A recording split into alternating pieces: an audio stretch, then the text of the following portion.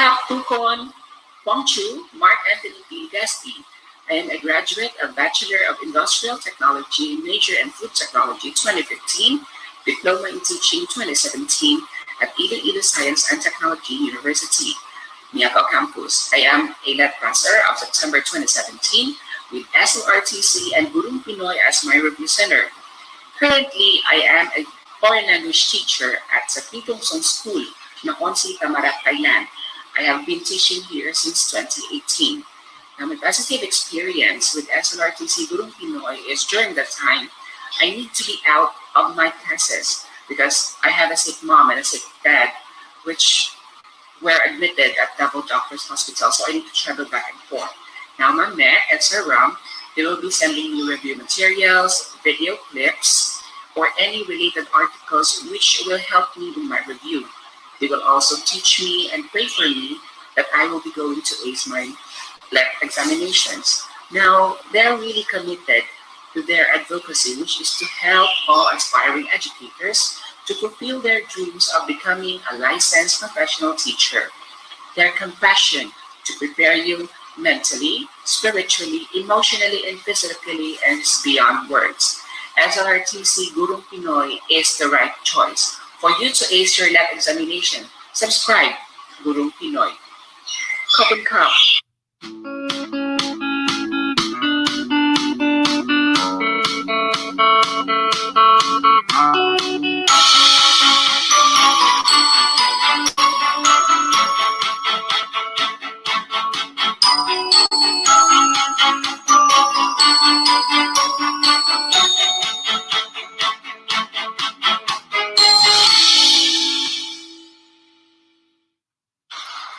Sawadika Tukun. Good afternoon, everybody. My name is Julian F. Palma from the Philippines, but currently I am living and working here or teaching here in Thailand since 2018. My course is Bachelor of Science in Industrial Education 2017 in Iloilo Science and Technology University. Teaching is my first love career. That's why I'm very passionate about it. Well, that's not only reason why I pursue teaching, but also I find it challenging and fun. Also, I love traveling so much. That's why currently I am teaching English as a foreign language here in Thailand. I am a LET passer September 2017 with SLRTC family. As my review center, I am very happy that I choose the right center. Their main focus is to achieve your goal, which is to be a teacher. They help us to prepare for LET, and I am thankful for all the ideas they gave me, the techniques in answering for exam, and for all the things that they taught me. I have learned so much from them. Also, the advices about relaxing and keeping myself calm at the exam. It really works. That's it, and I'm looking forward to see you and be a part of SLRTC family. Thank you. Kapun ka. In life, people may come and go. Some will be remembered, and sadly, some will be forgotten. But one thing is for sure, I will never forget Studying Review and Tutorial Center, especially the founders of the said Review and Tutorial Center, Teacher Mac and Teacher Ram. Good day, everybody. This is Devon Lester Ibanez, a licensed professional teacher, a proud member of SLRTC, and a proud SLR teacher. Way back 2017, as an elementary education graduate, one of the main challenges we had faced was the licensure examination for teacher. This exam will submit and validate your 4-year training and learning as a teacher to be licensed and be able to land a job in the field of teaching profession. The exam is nerve-wracking. Anxiety and many sleepless nights had been experienced. But because of SLRTC, the exam was like eating a piece of cake. I am a living testimony of how effective and accurate the Review Center's strategy and techniques in beating the LET. So, if you want to be a certified and a licensed teacher, make sure to be a certified SLR teacher first. Good day, and see you in the field of teaching profession soon. Bye. Wish you all the best. Hello everyone! I am Iros Balaño, a graduate of Bachelor of Elementary Education, and I took the LAT last September 2017. And yes, I am now an LPT, and that's all thanks to the great help and contribution of Guru Pinoy in my journey. Yes, mga best! I chose Guru Pinoy as my review center kasi dito ko talaga nakita at na-feel mismo na you are not just treated as a mere student, but you are really treated as part of the family where the love is there, the care is there, and you are the main priority talaga.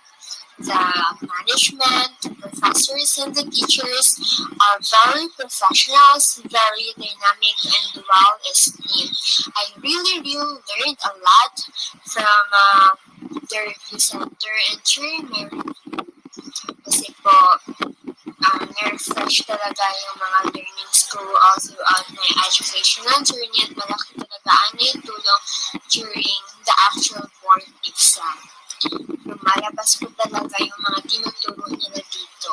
So, to all the letters out there, just keep on pushing, just keep on believing, and keep the faith burning. I am now currently waiting for public employment, hopefully, of Devon. So, God bless everyone!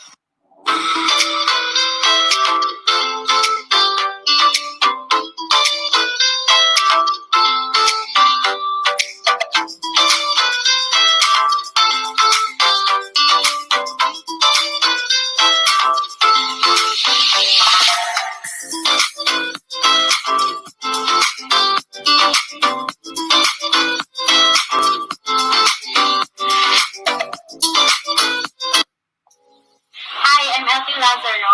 I'm a Bachelor of Secondary Education, major in English. I'm currently teaching in Licol Montessori of Don Bosco here in Tingkawan, Iloilo. And the review center that helped me a lot throughout my LET journey is Study Link Review and Tutorial Center.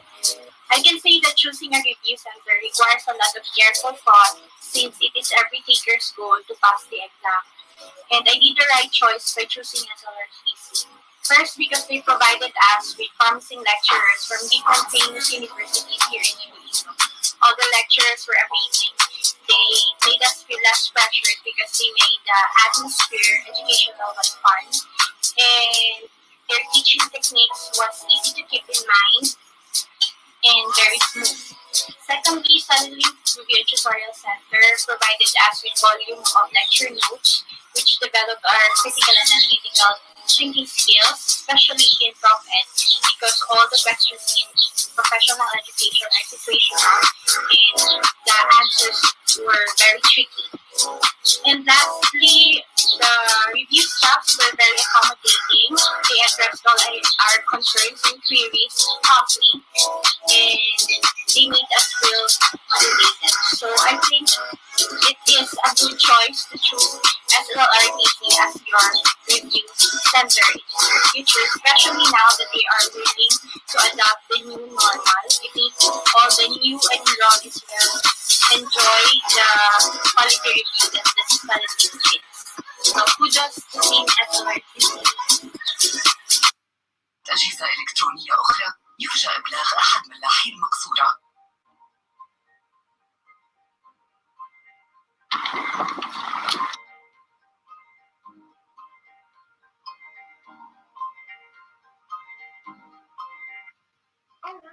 Soy Julian, and I am a graduate of Bachelor of Secondary Education, major in English, and Westside State University, La Paz, Iloilo City.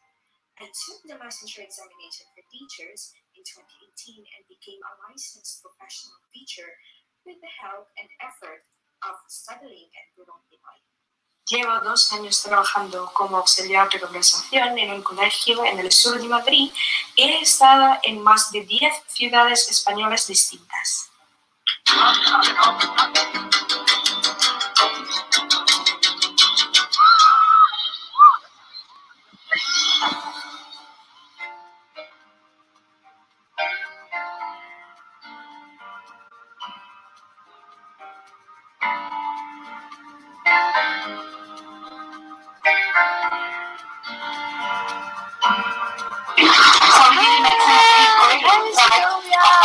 outside. So, especially the kids. Hello, welcome to Las Vegas. We're live from Valencia.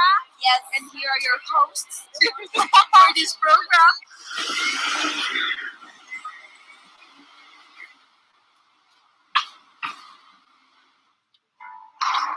Okay, normal concern could be this more like spatially control. Yeah.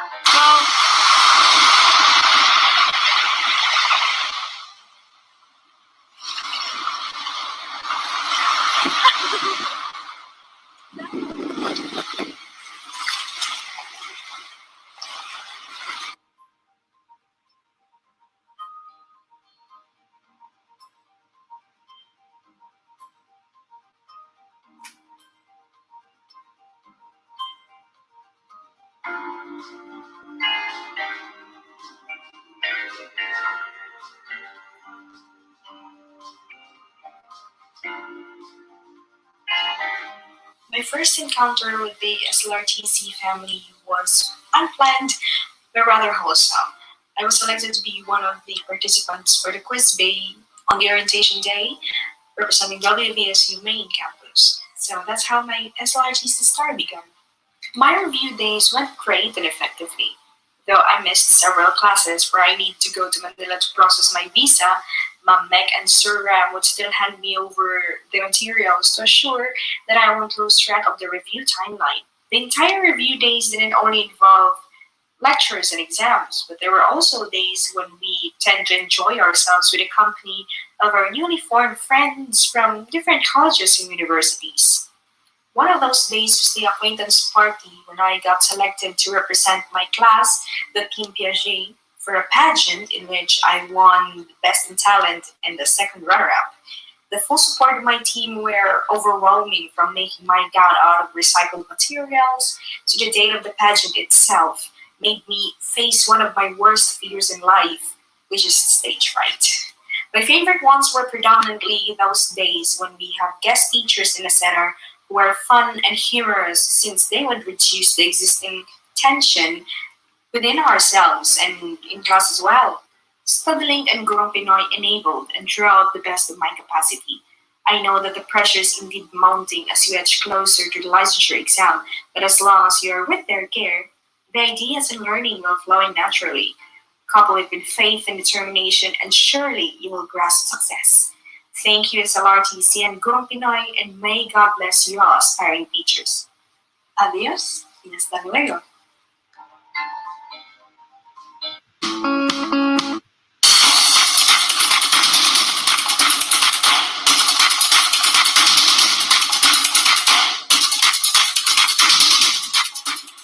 Good day. This is Neil Penafrancha. I took a Bachelor of Secondary Education major in English at Iloilo Science and Technology University, Miat campus. I took the licensure examination for teachers on the year 2017. SLRTC Gurong Pinoy has a lot to offer when it comes to reviews of all kinds, especially in LET and in civil service exams.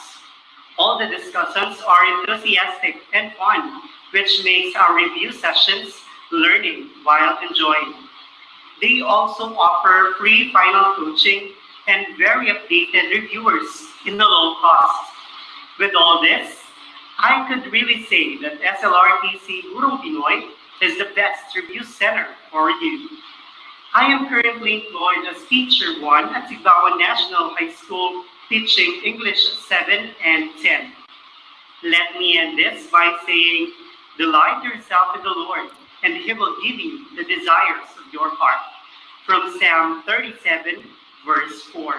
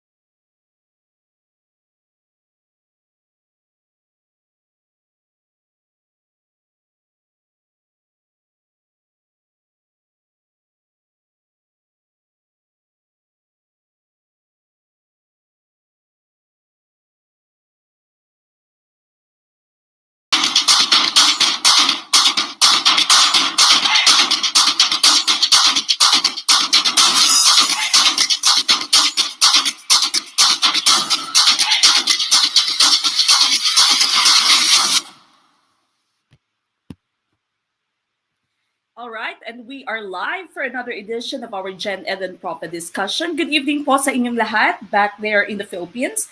Good morning coming here from South Carolina, USA.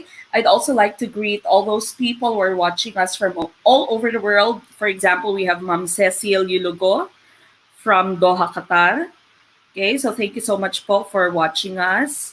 I have seen some other people were saying that they are from other parts of the world. So I'd like to greet all of you a pleasant evening or pleasant afternoon, good morning from here. And of course, I would welcome all of you to our GenEd ProfEd discussion today. Ma'am Priscilla, I'll be adding you later. Make sure that you send your receipt through our Facebook page. That's Gurung Pinoy, okay? For all of you who are watching us on YouTube now, if you haven't liked our Facebook page yet, please make sure that you like our Facebook page. That's still Gurung Pinoy. Look for our official logo and follow our Facebook page. Okay, so I'd like to greet all of you again. Good evening po sa lahat ng ating mga online students. Good afternoon from Abu Dhabi, Sir Ariel Falculan. Good evening from the Philippines. Watching from Puerto Princesa, Ma'am Rose Cayapas. Good evening po from Pampanga. Ma'am Arlene Garcia. Good evening sa tanan, sabi ni Ma'am Teresa Ladaw. All right, so again, this is still GenEd and ProfEd. The exclusive materials, of course, go straight to our growers. If you're still not a member of GROW is Gurung Pinoy Review Online Work Group, our exclusive FB group. I send all the exclusive materials that we have there, not only the ones that I'm discussing here through our live stream, but also some other review materials that I can find and I know can help our students. Okay, I've already told you several times that we've been handling let takers for several years already, and we were once the owners of StudyLink Review and Tutorial Center that was located in Panay. It was specifically in Iloilo, but we handled students all over Panay and also in Bacolod and Negros. Okay, so we were handling not only the LET, but also civil service examinations. So again, we'd like to welcome all of you, especially our first-timers. If this is your first time to watch our live stream, we welcome all of you to our online class. We hope that you learn a lot from us. Not only that, I'd like all of you to also learn and have fun, okay? We always try to make our learning fun whenever we have our live stream. Okay, so good evening po sa lahat-lahat, and we are going to start soon. Again, if you're still not part of GROW, you still have less than 2 weeks until the end of this month. You just send your payment of 250. That's through Cebuana, Palawan, ML.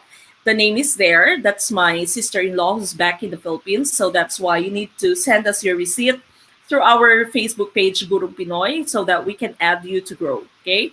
Because we are not receiving your money, okay? It is paid to through our sister-in-law, through my sister-in-law who's in the Philippines.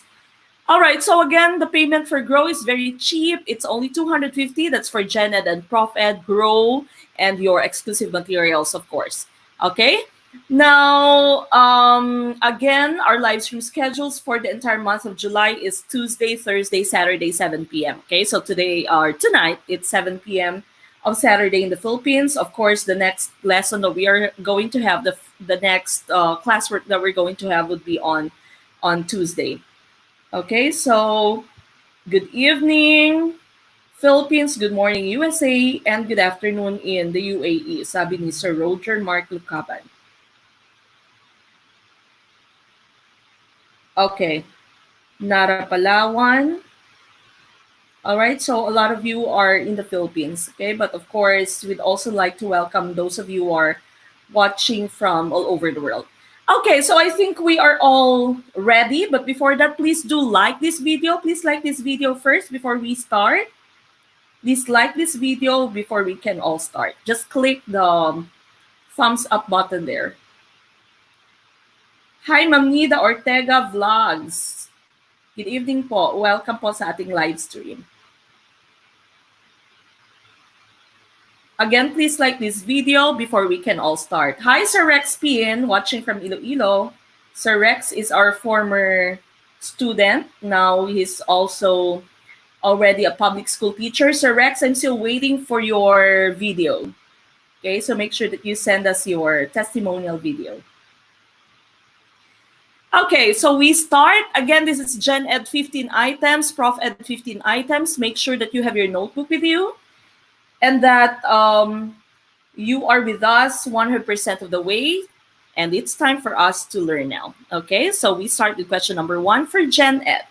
Question number 1, he is the black sheep in the family. Which figure of speech is used? Is it simile, metaphor, hyperbole, synonym?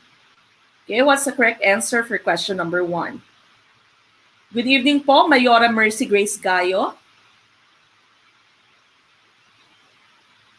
Ma'am Marie Chris Ablitas, good evening po. First time yata ni Ma'am Marie Chris. I started with the YouTube channel just in February of this year because of COVID-19. Okay, because I'm teaching here in Manning High School. I'm teaching in science.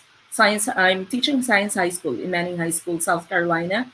And because of the pandemic, of course, our classes were turned to just online. And so I had too much time in my hand. And so we started this YouTube channel. So we started this channel just back in February. Watching from Cagayan de Oro City, Misamis Oriental, Ma'am Richelle Lacorte, good evening. Ma'am Shan Mayorga, first time. Good evening po. Sir George, hello po. Watching from Bicol, Ma'am Nene Dal Halyare. Good evening po. All right, a lot of you are answering with the letter B. Now we're talking about the figures of speech here. Okay, and we know that there are so many types of figures of speech. Simile here is first choice. Choice A natin, simile. Simile and metaphor are very similar. But the only difference is that yung simile nyo, it would use the words as and like to compare two objects, two things. Ang metaphor mo naman, walang gamit na as and like. Hyperbole mo, that's exaggeration. Okay, and synonym, of course, when you say that when two words are synonyms, these are words with the same meaning. Okay, now the correct answer here, of course, would be letter B. That's correct, metaphor. Now we have a video. If you haven't watched it yet, meron po tayong video with this thumbnail, the one that you see on your screen, letreviewer 2020, figures of speech, at meron din po siyang Filipino translation. So make sure that you make a reminder about it and make sure that you watch it right after this live stream, okay? So you can learn all the different types of figure of speech that we have, all the different examples, and I've also translated them in Filipino. Lumalabas po yan sa LET, so make sure that you watch our video right after this live stream, okay? Now we go to question number 2. A good writer supports his generalizations with blank examples. Is it letter A, convenient, B, unfamiliar, C, concrete, D, abstract? Watching from Pito, Cebu City, Ma'am Marilu Cabanilla, good evening po. Ma'am Joy Dairit, thank you so much sa maagang ayuda. Maraming salamat po, Chairwoman Joy Dairit. All right, keep your answers coming. Thank you, Ma'am Joy, sa maagang ayuda nyo. Buena mano. So again, for all of you who'd like to support Gurong Pinoy, not only by watching our videos from start until the end, by not abandoning our videos, by not skipping the ads, you can also support us by giving us your super chat, super sticker. That's a monetary support. So you can just do that by clicking the $sign in your chat box. Thank you po for all of you who are supporting us by donating to Gurong Pinoy. Thank you, Ma'am Joy. Okay, a lot of you are answering letter C. A good writer supports his generalizations with, of course, the correct answer is letter C. Tama kayo. Concrete examples. Okay, so whenever a writer would make his generalization, conclusion, okay, or a general statement, would always support it with concrete examples. Meaning, konkreto talaga yung examples niya. Alam natin na it is existing. And we know that it is not just abstract. It's not just in thought, but it's something that is real and that is true. Okay, so number 2 is letter C po. Letter C, concrete examples. All right, 2 on 2 ba? Tama ba yung dalawang unang sagot ninyo? Kung hindi naman, bawi po tayo. Okay, number 3. A value of the expression 3xy plus 5y plus 7 when x equals 2 and y equals 3 is, okay, this is in the category of math. Watching from Tawi-Tawi, Ma'am ba? Ma'am Eromanis Jailang. Good evening po, first time. Ma'am Che Apostol, thank you so much for your ayuda. Thank you po. Thank you, Ma'am Che. Okay, palagi ko rin itong nakikita si Ma'am Che. Minsan nasa Facebook siya, minsan nandito din siya sa YouTube. But of course, I know that she's also part of growth. Thank you so much po for your ayuda. Ma'am Danica Zafra, good evening po. Nakahabol. It's okay po. We are still at number 3 of GenEd. We have just started. Okay, what do you think is the answer for number 3? This is math.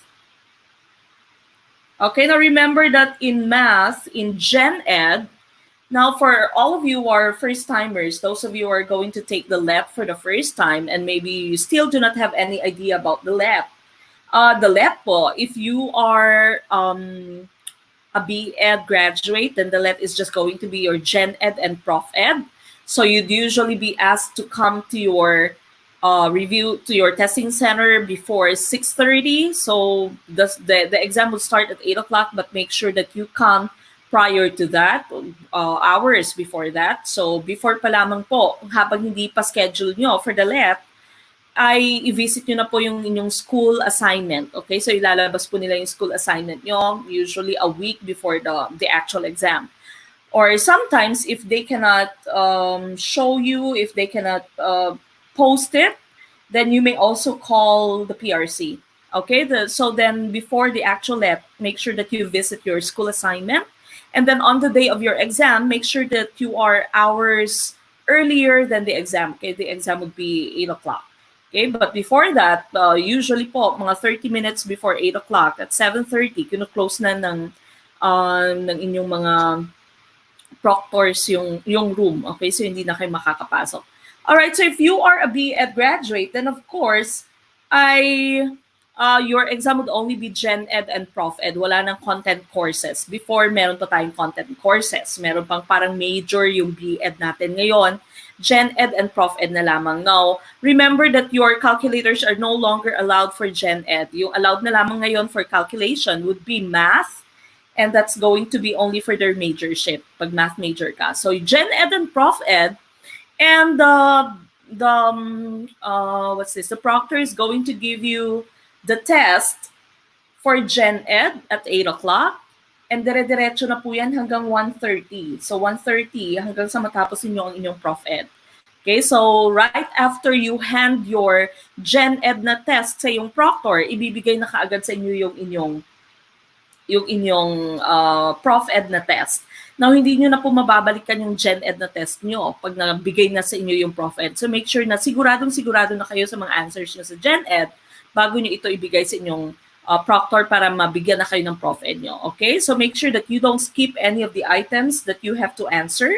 If there are some items that you think are very difficult, then you skip muna, pero balikan nyo po. Okay? So wala dapat blanco sa iyong test paper. Okay? So dapat shade it properly. Huwag naman masyadong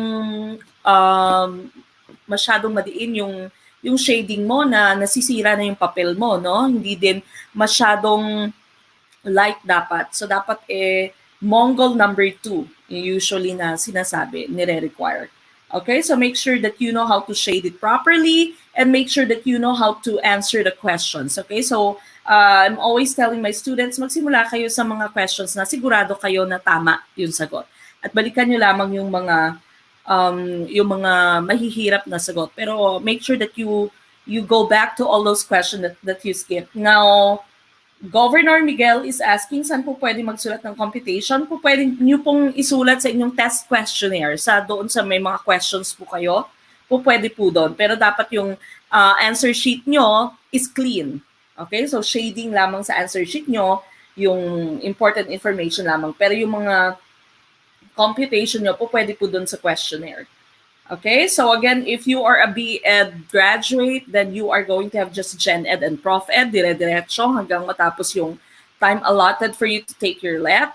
If you are a secondary education graduate naman, then of course you'll have your majorship. So until 1:30, you'll have ProfEd. So after that, you'll take your break. So babalik ka ng 2:30, then you'll have 2:30 until 6, sometimes until 6:30 inaalaw nila for your majorship. Okay, so dire-diretso po, nakakapagod mag-take ng LET. Ang sakit sa katawan, okay? Because usually, many of you would be assigned in elementary school. So malamang maliit yung mga upuan, okay, ninenervyos ka, meron kang food na dala, bawal po yung mga supot. So pag nagdala kayo ng pagkain, dapat naka-plastic siya na transparent. Pag nagdala kayo ng drink, nung tubig nyo, for example, dapat wala din siyang label. Okay? So bawal yung mga label. Tinitingnan nila, chine-check nila. Kasi akala nila mag-cheat kayo. Alright, so meron kayong dalang pagkain, pero of course, hindi ka rin makakakain. So if I were you, I'd pwedeng mag-bring kayo ng konting pagkain, pero most especially candy. Magdala kayo ng candy nyo or tsokolate para may added sugar kayo. Huwag kayong panghinaan. Okay? And of course, tubig. And of course, magdasal. Ma'am Maylin Tabora, I'll be checking po later after this live stream. Governor Miguel, thank you so much for your ayuda. Ayan na si Gob. Okay, so again, I will be giving you more tips for taking the LET as we go on with our live stream. So bibigyan ko po kayo ng marami pang tips. All right, but for now, we go back to our question. A value of the expression 3x plus y plus 5y plus 7 when x equals 2 and y equals 3 is. All right, so you are given an expression here, and all we need to do is to substitute our variables. Okay, so 3xy plus 5y plus 7, and we are going to substitute x with a value of 2 and y with a value of 3. Okay, so our expression would then be 3 quantity 2 quantity 3. Okay, so 2 here, of course, is x, 3 is y, plus 5 multiplied by the quantity 3, which is y plus 7. All right, so we multiply this, we add that to the product of these two quantities that we have, then we add that to 7. Okay, so that will be 18 plus 15 plus 7, which is of course equal to 40. Okay, so number 3, the correct answer is letter A. All right, so again, letter A po for number 3. Okay, we move on to number 4, still in math. Hacienda Uno was to be divided among 22 tenants. Each tenant will be rewarded 6 hectares each. How many hectares in total in Hacienda Uno? Is it 144 hectares, 122 hectares, 162 hectares, or 132 hectares? Ano kaya yung tamang sagot for number 4, still in the category of math? Habol po tayo, Ma'am Faith. It's okay. We're just in number 4. Again, thank you so much for all of your support, for not skipping the ads in any of our videos, for not stopping to watch our videos, always watching our videos from the beginning until the end. So thank you po for your support. Also for joining GROW, which is Guru Pinoy Review Online Work Group, and also, of course, for all the ayuda that you're giving Guru Pinoy. So for today, we already have 3 ayuda. Gov Miguel. We also have Ma'am Che. Thank you.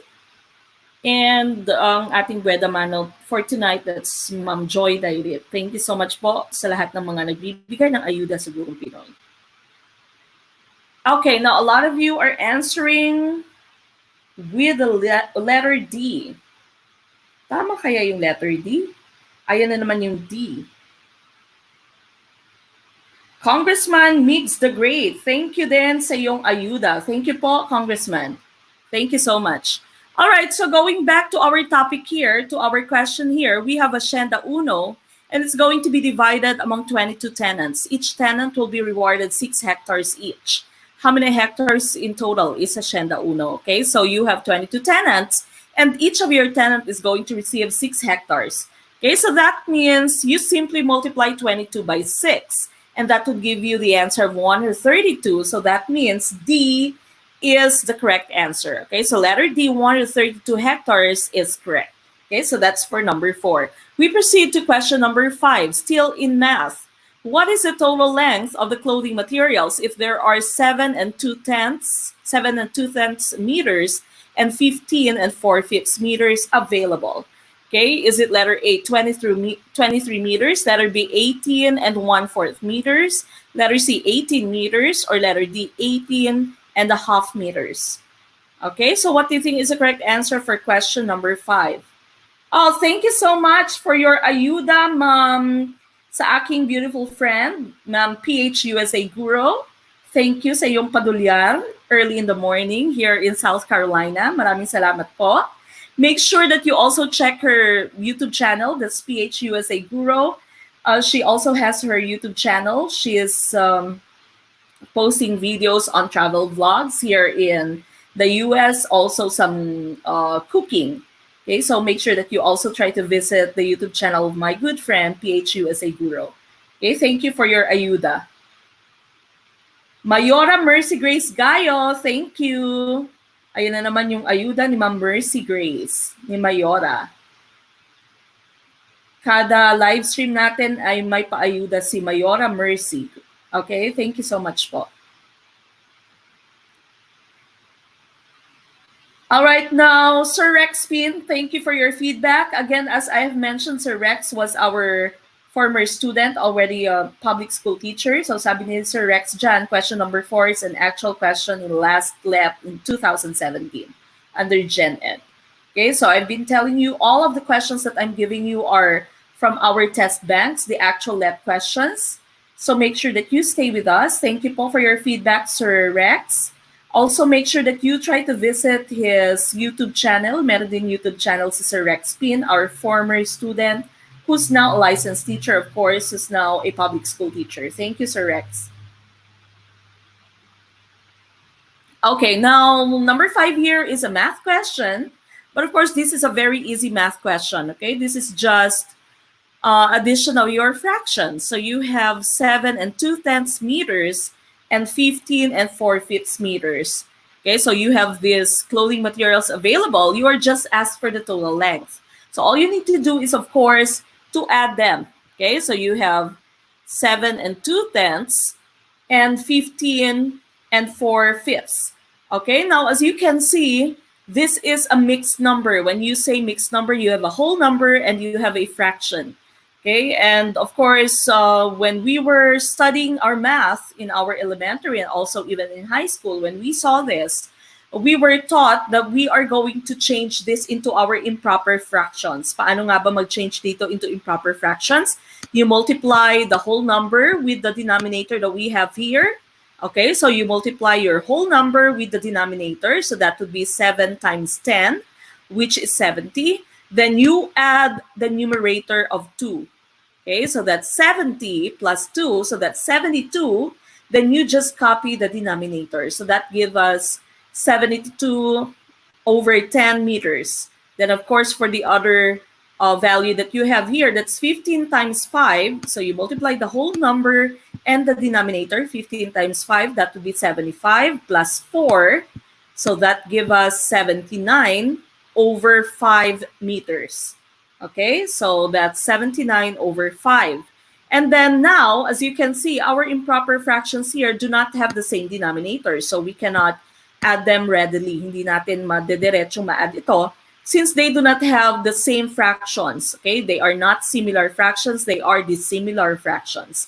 So what we do is we make sure that they have the same denominators first. We find the GCF. GCF of 10 and 5, of course, that will be 10. And we divide one denominator here. The first denominator, so 10 divided by 10, that's 1. And we multiply that by the numerator. So 1 multiplied by 72, that gives us 72. And of course, for the second value here, we have 10 divided by 5. So that would give us 2 times 79, which is our numerator. So the answer would be 158. And now we can already add the numerators that we have. So that's 72 plus 158 over 10 meters. So your answer would be 230 meters or 230 over 10 meters. And that would be 23 meters in total. Okay, we can just cancel the 0 here. So the correct answer, of course, would be 23 meters. And that's choice A. Okay, so choice A is the correct answer for question number 5. All right. Habol po kayo, Ma'am Julian Gomora. Maraming salamat nakahabol. Thank you po, Kapitana Norhana Ismael, for your ayuda for tonight. All right, number 6. Health officials advise mothers about preservatives used in vegetables. Which advice should be followed to ensure safe eating of vegetables? Is it letter A, soak the vegetables in cold ice? Letter B, put vegetables in freezers? Letter C, wrap the vegetables in newspaper? Letter D, wash the vegetables very well? No kaya yung tamang sagot for question number 6? This is in the category of science. Good evening, Sir Gino. Again, I would like to thank all of our parokyano, all of our supporters who have given us their ayuda, maagang ayuda sa araw na ito. Okay, thank you so much po, Ma'am Joy Dairit, Ma'am Che Apostol. Thank you for your ayuda. Sir Miguel, our gobernador. Sir Migs the Great, Congressman, thank you po. Ma'am PH USA Guro, my good friend, my co-teacher here in Manning, South Carolina. Mayora Mercy Grace Gayo, thank you. Kapitana Norhana Ismael, thank you for your ayuda. Maraming salamat po for all your support to Gurong Pinoy. Good evening, Ma'am Ophelia Samson from Abu Dhabi. Ma'am Danica Zafra, it's okay po. Okay, so again, we are already at question number 6. This is science. Okay, so health officials advise mothers. So we all know that our vegetables, especially if you've bought it in the supermarket, they'd always have preservatives. And some of them also have the pesticides, insecticides, fertilizers. Okay, so what should be a good advice for the safe eating of vegetables? Okay, the correct answer here would be letter D, wash the vegetables very well. Okay, so dapat po ay hinuhugasang maigi.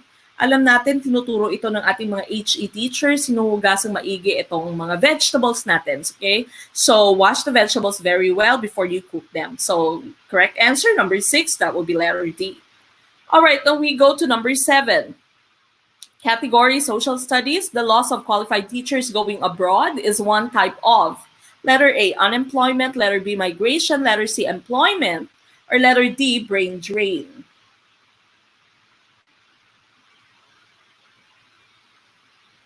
Okay, ano kaya yung tamang sagot for number 7?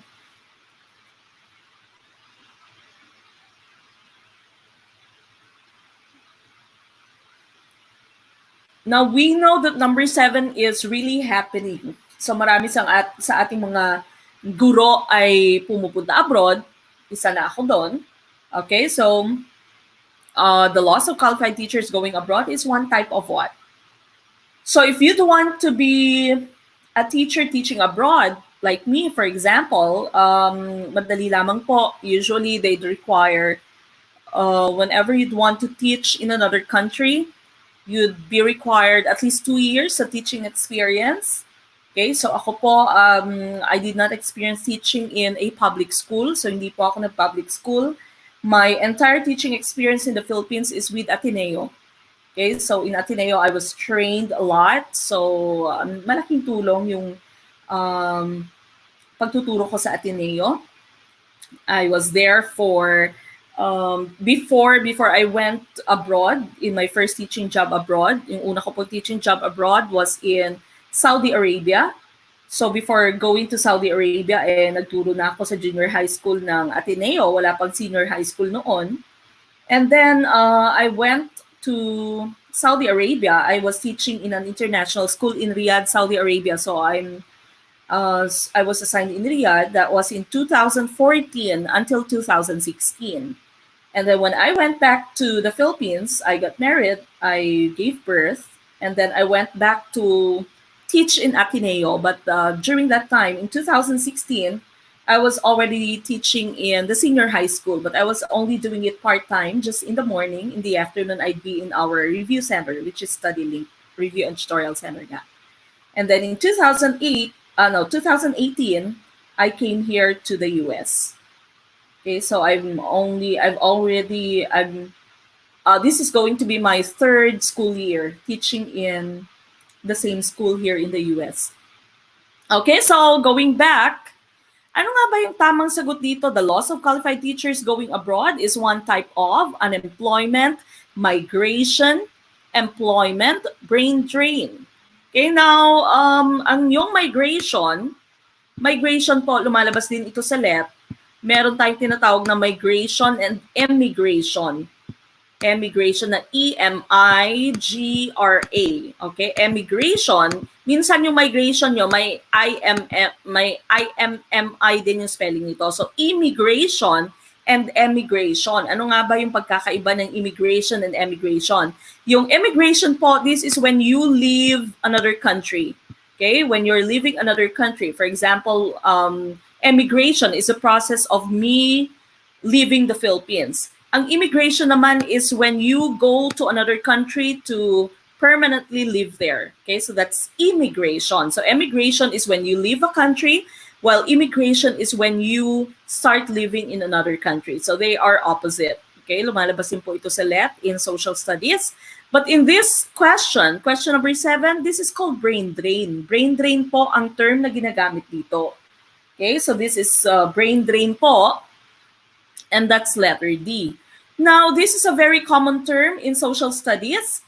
Ang sinasabi pong brain drain is when the professionals are lost by a country because the professionals are leaving and going to another country for better life opportunities. Okay, so brain drain po ang tamang sagot dyan. Brain drain po ang term na ginagamit natin. So drain, of course, you know what a drain is. Yung drainage nyo, yung pag meron kayong sink, yun yung daluyan ng tubig nyo, no? So brain drain, ibig sabihin ay dumadalo yung utak, na nawawala kasi yung mga professionals natin, especially yung mga qualified na mga employees natin dahil nga pumupunta sila sa another country, sa ibang bansa for better opportunities. Okay, so that's brain drain po. Number 7 is brain drain. All right, number 8. Thomas Carlyle said, "The man without a purpose is like a ship without a rudder, a wave." It could be interpreted as letter A, direction should never come into one's life. Letter B, one's life doesn't need to be controlled. Letter C, there should be sufficient energy in one's life. Letter D, there should be a strong driving force in one's life. All right, now, Ma'am Ophelia Samson, watching from Abu Dhabi. Good evening po. Okay, from Middle East. Kefalhal.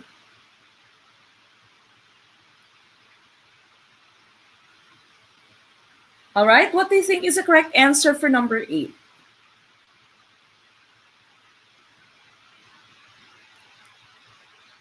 Okay, again, what do you think is the answer for number 8? This is English. Oh, ang dami nyo ng taga Abu Dhabi, Ma'am Maylin.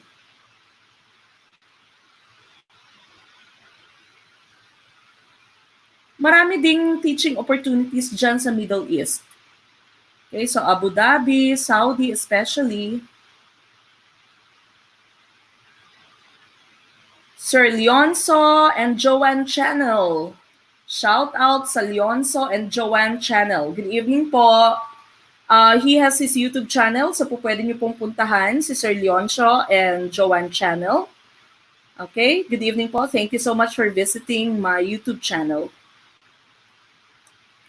Okay, so again, going back to number 8, Thomas Carlyle said, "The man without a purpose is like a ship without a rudder, a wave." It could be interpreted as, so sabi ni Thomas Carlyle, the man without a purpose is like a ship without a rudder. So ano nga ba yung tamang sagot natin? Ano dapat? Ang isang tao daw ay meron dapat ano? Is this direction should never come into one's life? One's life doesn't need to be controlled.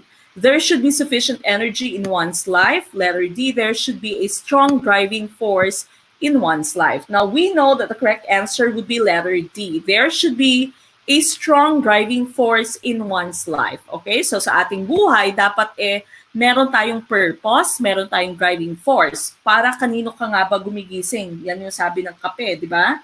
Okay, so what's the reason why you always wake up smiling? You always wake up with good temperament in the morning? Para kanino ba yung lahat ng mga pagsisikap mo, pagtsatsaga nyo? Katulad sa inyo, para kanino ba yung pagtsatsaga nyo, pakikinig sa akin? Okay, bakit kailangan yung magkaroon ng lisensya? So what's the purpose in your life? So that's letter D for number 8. Now we go to number 9. She is a vision of feminine pulchritude. This stands for simplicity, loveliness, homeliness, plainness.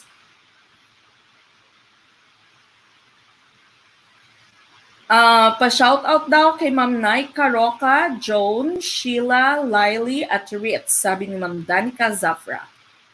Good evening, Ma'am Rafaela. Okay po, habol po tayo.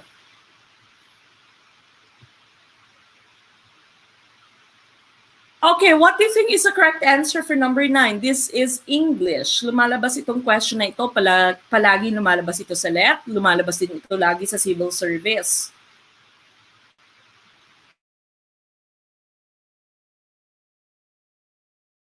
Feminine pulchritude.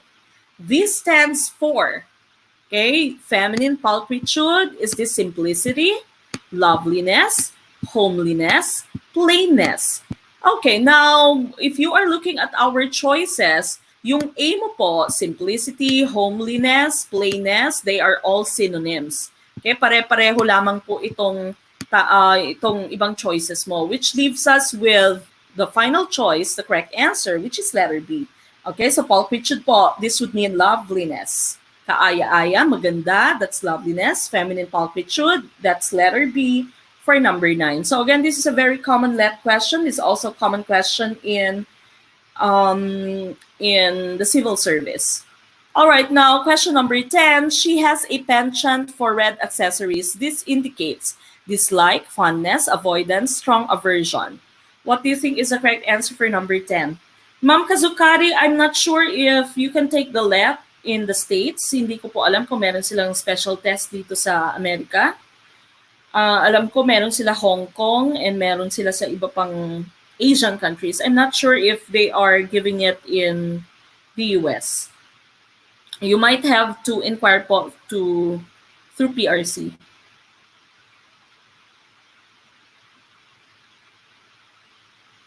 All right, so what do you think is the correct answer for question number 10? Habol po kayo, those who have just tuned in. Humabol po kayo. We're already at question number 10 for GenEd.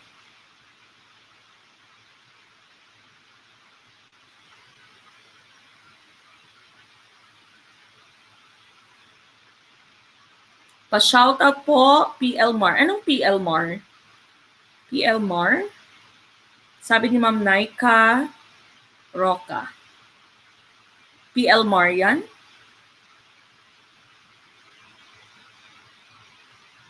Okay, so sabi ni Sir Ariel, meron sa Abu Dhabi, SPLE. So sabi ni Ma'am Jacqueline, wala daw sa Hong Kong this year. Singapore meron, sabi ni Ma'am Buenafe. I'm not sure po kung meron sa US. If you know, if any of your classmates here know na if po pwedeng mag-take ng LET si Ma'am Kazukari sa US, then let her know. Okay, now number 10, she has a penchant for red accessories. This indicates what? Penchant po, ito ay common vocabulary term din na lumalabas sa LET. And penchant would mean fondness, pagkagusto, pagkahilig. Okay, so sabi dito, she has a penchant for red accessories. Gustong-gusto niya yung mga pulang accessories. The correct answer would be fondness. Again here, the other choices, dislike, avoidance, strong aversion, pare-pareho po yung mga ibig sabihin nito. This means dislike. Okay, so that leaves us with just one choice, which is the correct answer. That's letter B. Okay, now question number 11. She wrote a first-rate report. What does it say about the report? Is it letter A, run-of-the-mill, letter B, ordinary, letter C, excellent, letter D, mediocre? Okay, this is still English.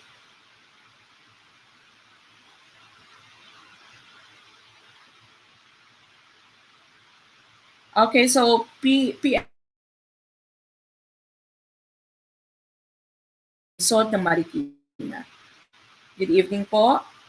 I'm sorry I'm not so familiar dahil Iloilo po ako.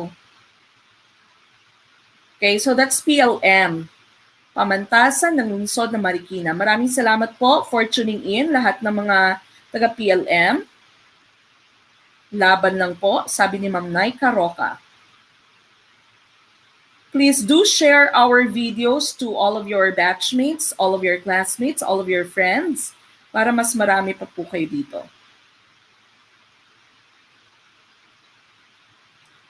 Sabi ni Ma'am Tinti, nakita na yung sagot. Alam ko. Okay, I've hit it accidentally. Alright, so again, tama din si Ma'am Lisonay. For this one, for this question, the rest of the choices are all the same. Okay, the same lang po yung meaning niyan. Synonyms itong run-of-the-mill, ordinary, mediocre. So, ibig sabihin nito ordinaryo, putyo-putyo. Ika nga ni Vice Ganda. And so, the correct answer here would be excellent. Tapos, sabi din ng sentence mo dito, it's a first-rate report. So, it's an excellent, outstanding report. Okay, so letter C po, ang tamang sagot for number 11. Now, we go to number 12. Because the moon rotates on its axis at the same time as it blank around the Earth, we see the same side always. Is it letter A, revolves, letter B, revolve, letter C, is revolving, or letter D, has been revolving? What do you think is the correct answer for number 12? Okay, so sabi ni Sir Aaron Toriaga, pa-shout out sa PUNP Tayog, mga kaklase niya sa review on budget. Good evening po.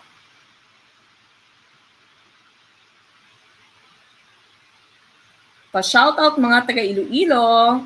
Mayong gabi sa mga taga-Iloilo. Sir Leo Coral, may Kasimanwa. Taga-Iloilo si Sir Leo. Stay COVID-19 free po. Stay safe kayo dyan. Lahat kayo, of course. Sa iba't ibang bahagi ng mundo. Hindi lamang sa Iloilo, hindi lamang sa Pilipinas. Okay, lahat ay merong COVID-19. Dito sa amin, napakarami din. Okay, so we all have to stay safe, wash your hands always, of course, wear your mask. All right, now this one is in the category of English, but this is also a little bit on the side of science. Okay, now we know that in science, I've already discussed this several times with you. The Earth has two different movements, but this, of course, the question is talking about the moon. Pero sa Earth po, of course, we know that the Earth has two movements. That's rotation. So, what's this? Rotating on its axis, and revolution going around the sun. This case naman, for number 12 mo, we're talking about the moon. The moon, we all know, is the only natural satellite of the Earth. The moon is going around the Earth. Okay, so sabi dito, the moon rotates on its axis at the same time as it blank around the Earth. And so we see the same side of the moon always, okay? And we call that side of the moon that we see the near side of the moon. The other side of the moon, we never see it. And we call it the far side of the moon. Now, if you haven't watched our video yet, meron po akong video sa GenEd natin na playlist. There's a video. The title is The Two Different Types of Eclipses and also the Phases of the Moon. Lumalabas din po yan sa LET. One very important topic that is always coming out in the LET. So make sure that you also watch that, the different types of eclipses and also the phases of the moon. Okay, so doon po in-explain ko na yung different phases of the moon, the different terms that we have. All right, now in this case here, this is in English. Now, English po, in grammar, we have what we call parallelism. Ang ibig sabihin po ng parallelism, kung ano yung form ng isang verb mo, that should also be the form of the rest of the verbs in your sentence. So, for example, because the moon rotates, this is one verb that we have here, and we know that the form here, present po yung tense ng verb mo dito. So, dapat yung kukunin mo din na choice mo dito for your other verb should also be in this same form. Should also be in your simple present form. And that means that should be letter A. Okay, so revolves then Parehong forms sa naunang verb mo dyan. Hindi revolve, hindi is revolving, hindi din has been revolving. So correct answer B, letter A for number 12. Alright, so again, number 12, that's letter A. So dapat ay may parallelism yung mga verbs mo sa sentences. Dapat ay pareho yung form ng verbs mo in your sentence. Okay, so number 12 is revolves, letter A. Now we go to 13. Ang kagawaran ng pang-ibang bansa ay gulong-gulo kapag may giyera. Ano ang unang ginagampanan ng ambasador ng bansa? Is it letter A, hayaang magsiuwian ang bawat isa? Letter B, alamin ang mga tirahan ng mga Filipino sa bayang iyon? Letter C, ipunin ang mga may kaya at paliparin pa uwi? Letter D, bilangin ang mga lalaki. Ano kaya yung tamang sagot? Ma'am Nora, hello po. Watching from Qatar.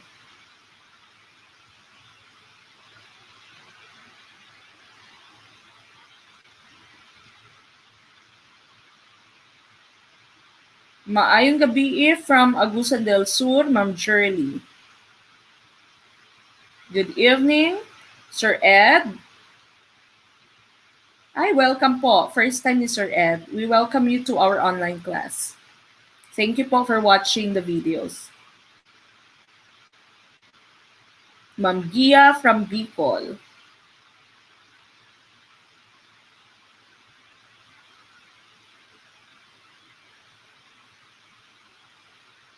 Alright, question number 13. Ano kaya yung tamang sagot? This is general information, also social studies. Number 12 po was letter A, Ma'am Che. Sir Derek Jacob, first timer. Good evening po.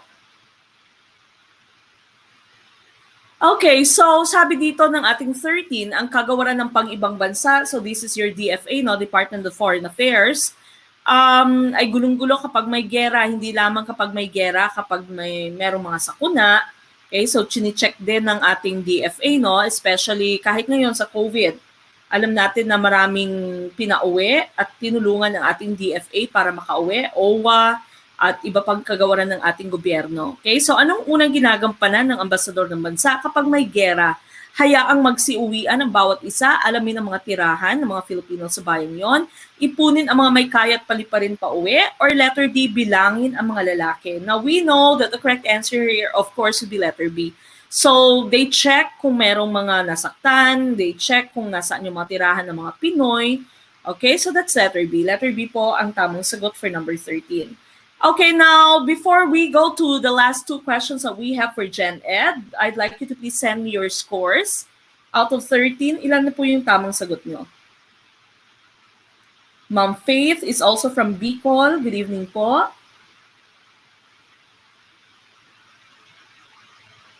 From Jensen, Sir Edjunan.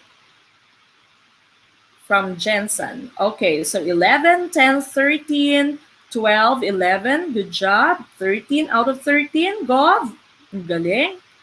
Okay, 13 out of 13, 10, 12, 13. Okay, very good. Sa math lang na mali si Sir Ralph. From Palawan, Sebi Travel Adventures. Good evening po. Alright, so good job. Okay, isa lang yung mali. Okay, di makapaniwala talaga. Kayang-kaya nyo yan. Maniwala kayo sa inyong sarili. Alright, last two questions. Ang saging kailanman ay di magbubunga ng santol. Ang salawikain ay nagpapahiwatig na. Letter A, walang pagbabago ang anuman. Walang bungang di galing sa sariling puno. Ang bunga ay galing sa sariling lahi. Maaring magbunga ng bayabas ang puno ng santol. Ano kaya yung tamang sagot for number 14? Ma-maintain kaya yung 13 out of 13? Ma'am Edna De Luna, okay lang po yan. Habol po kayo. Si Ma'am Tintin, she started at number 5. It's okay po. Balikan nyo na lang po later yung ibang questions natin. Ganon din si Sir Gino. Alhamdulillah, Ma'am Norhana, big improvement. Practice makes perfect. So balik lang po tayo ng balik.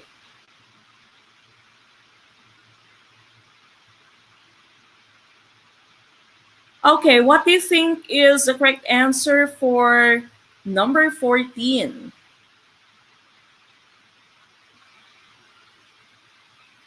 So again, sabi ng number 14 mo, ang saging kailanman ay di magbubunga ng santol.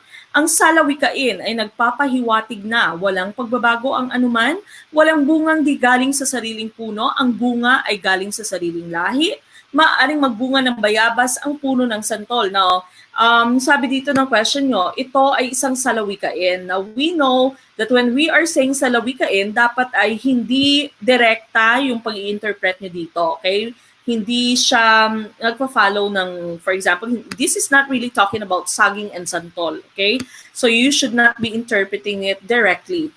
All right, now I'd like to differentiate salawikain from sawikain. Meron kasi tayo din tinatawag na sawikain. Minsan tinatanong ng let, ano nga ba yung pagkakaiba ng salawikain at sawikain? So ito po yung kanilang pagkakaiba. Ang salawikain po ay mga pangaral ng matatanda. So ito po yung mga kasabihan. Kung nanonood kayo ng Bawal Judgmental, di ba, nagbibigay po sila ng kasabihan. Naniniwala ako sa kasabihan na. So kasabihan, ito po ay equal sa iyong salawikain. So ito po ay may mga pangaral, ito po ay kakapulutan ng aral dahil ito po ay mga kasabihan na galing sa ating mga matatanda. Ang sawikain naman po ay mga idioma. Okay, sawikain naman, hindi salawikain. Sawikain, ito ay mga idioma. Ito ay mga kusang nabuo or kusang nalinang dahil po sa mga nangyayari sa ating community. Okay, so we come up with your sawikain. So yung mga halimbawa nito, ang mga hugot lines natin ay sawikain po. Sawikain po yung mga yan. So again, salawikain, ito yung mga kakapulutan ng aral, ito yung mga kasabihan. Sawikain mo naman ay mga idioma, kusang nabuo sa ating lipunan. Now, for you to be able to differentiate this easily, para po mabilis nyong malaman kung ano yung pagkakaiba, nakikita nyo po itong sala, okay? So, usually when I teach this to my students, I'd say, kasalanan ng mga matatanda ang salawikain, okay? Kasalanan ng mga matatanda ang salawikain, okay? Because salawikain po ay yung mga pangaral, yung mga kasabihan na galing sa ating mga matatanda, okay? Your sawikain naman ay mga idioma lamang. So, for example, some examples of your salawikain are the following. Matibay ang walis, palibhasa'y magkabigkes, okay? So, ibig sabihin, pag sama-sama, pag united, we are strong. Okay, so united we stand. That's the meaning of this salawikain. Another example for your salawikain would be this: ang batang magalang, karangalan ng magulang. So sinasabi ko nga po, ang salawikain ay kasalanan ng ating mga matatanda dahil ito yung mga pangaral na galing sa kanila, kinapupulutan natin ito ng mga aral. At ito yung mga kasabihan na galing sa ating mga matatanda. Ang batang magalang, karangalan ng magulang. Pero yung sawikain naman, ito yung mga idioma. Okay? Ito yung mga nabuo natin sa ating community. So, yung mga hugot lines natin ay halimbawa po ng mga sawikain. For example, your sawikain na, ang puso ay parang paminta, buo talaga, pilit lang dinudurog ng iba. Okay? So, yan po ay halimbawa ng isang sawikain. Yung mga hugot lines po natin ay sawikain. Sayang wala dito si Sir Felix, yung ka-love team ni Ma'am, sino nga yung ka-love team ni Sir Felix? I forgot. Okay, so, sayang no, wala si Sir Felix, mga hugot lines pa naman ito. Okay, so yung mga hugot lines po natin ay halimbawa ng mga sawikain. Another halimbawa, sabi nila, madalas daw masaktan ang mababait. Tanong ko lang, ganun ba ako kabait para saktan ng paulit-ulit? Okay? So yan po yung mga examples natin ng ating mga sawikain, mga hugot lines. Yeah, si Ma'am Rafaela pala, wala si Sir Felix ngayon. Okay, another example for your sawikain, mga hugot lines. May mga tao talagang kaya kang pakiligin, pero hindi ka kayang ibigin. Ang sakit. Okay, so these are some examples of your sawikain. So again, salawikain po, mga kasabihan, mga kinapupulutan natin ng aral, kasalanan ng ating mga matatanda dahil galing itong mga kasabihan sa kanila. Pero yung mga sawikain naman ay mga idioma. Okay, so mga hugot lines po natin ay mga sawikain. Okay, so si Ma'am Rafaela nandito, wala siyang kinalaman, sabi ni Ma'am Rafaela. Okay, so wala si Sir Felix ngayon. Alright, now going back to our question. Ang ating question ay isang salawikain. Okay, sa mga matatalinhagang pananalita ito. Ang saging kailanman ay di magbubunga ng santol. Does this mean walang pagbabago ang anuman? Walang bungang di galing sa sariling puno? Ang bunga ay galing sa sariling lahi, maaaring magbunga ng bayabas ang puno ng santol. The correct answer here is letter C po. Ang bunga ay galing sa sariling lahi. Okay, whatever is the anak, galing yan sa nanay, kaya kung ano yung nanay ay siyang anak. Okay, yan usually ay yung sinasabi kung ano ang puno ay siyang bunga. Ang bunga ay galing sa sariling lahi. So the correct answer is letter C po, letter C. Okay, so letter C is the correct answer for number 14. Now we go to the last question. Aling babala ang dapat sundin ng mga mamamayan? Itapon ang basura sa Pasig. Itapon ang basura sa tabing dagat.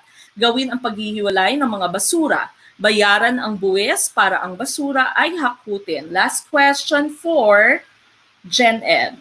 Okay, so sabi ni Sir Germon, tama na, pinalitan pa. Sabi ko nga sa inyo, usually, yung correct answer nyo is the first choice. So wag nyong papalitan if you don't have a valid reason.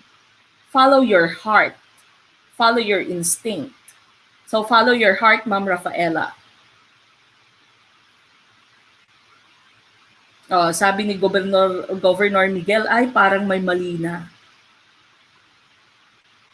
Okay, Ma'am Jacqueline. Ito lang nagpalaglag sa pangarap kong maka-perfect. Okay lang po. Importante ay nangangarap.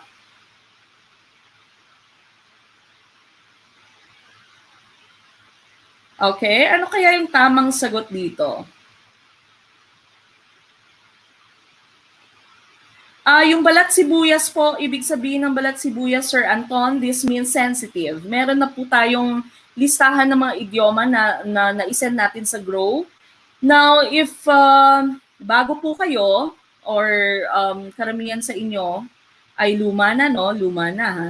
Yung mga usual na nating estudyante. Pero pag bago po kayo at napanood niyo yung mga previous videos natin, meron po akong binibigay na freebie. Ngayon po, hindi na ako makapag-send ng freebie dahil ang daming ng nagre-request. So, sabi ko nga, you can just be part of Grow dahil lahat po ng freebie natin, even yung freebies natin from the previous video we had, even hindi sa live stream, nandun na po lahat sa Grow. So, if you can be part of Grow, that would be very helpful po. Okay, so how do you become part of Grow? Just check the details that we have at the beginning of this video. You can go back to that later. Oh yes, ang hirap po ng Filipino. Talagang mahirap yung Filipino. Ako lagi Filipino yung lowest ko when I was reviewing. Mahirap yung Filipino. Okay, the correct answer for number 15 is, of course, it's letter C. Gawin ang paghihiwalay ng mga basura. That's waste segregation. Okay, so letter C po ang tamang sagot for number 15. And that ends our discussion for GenEd tonight. Okay, so I know that you have all gotten a very good score. So sana maintain natin and we will continue with our ProfEd. We'll just take a few minutes of break. A restroom break po muna tayo and we'll be back at 8:05.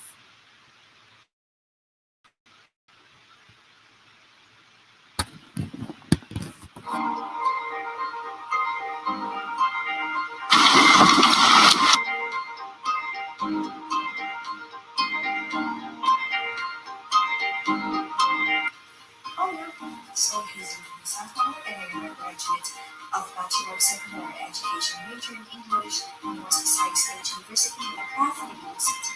I took the licensure examination for teachers in 2018 and became a licensed professional teacher with the help and effort of studying and learning. Llevo 2 años trabajando como auxiliar de conversación en un colegio en el sur de Madrid y he estado en más de 10 ciudades españolas distintas.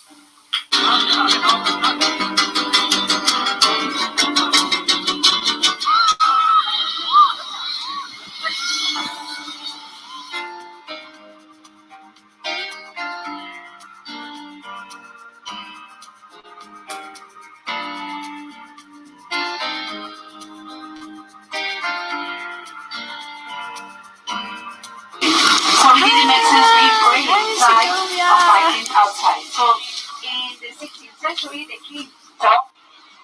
Hello, welcome to Las Vegas. We're live from Valencia. Yes. And here are your hosts for this program.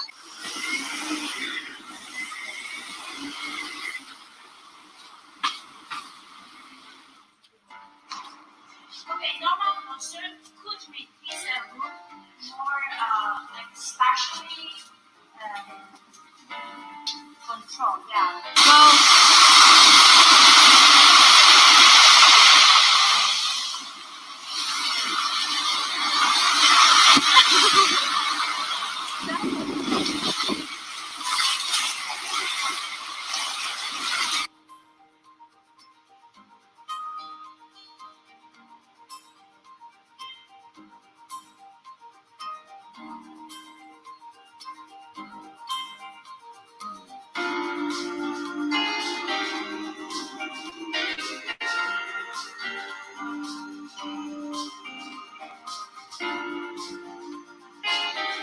My first encounter with the SLRTC family was unplanned but rather wholesome.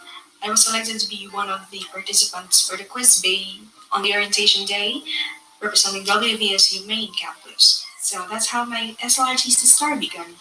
My review days went great and effectively.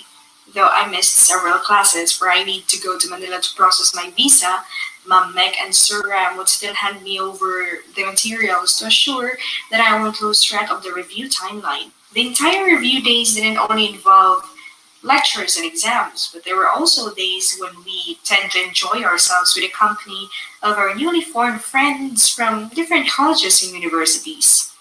One of those days was the acquaintance party when I got selected to represent my class, the Team Piaget, for a pageant in which I won the Best in Talent and the second runner-up. The full support of my team were overwhelming, from making my gown out of recycled materials to the date of the pageant itself, made me face one of my worst fears in life, which is stage fright. My favorite ones were predominantly those days when we have guest teachers in the center who are fun and humorous, since they would reduce the existing tension within ourselves and in class as well. Studying and Gurong Pinoy enabled and drew out the best of my capacity.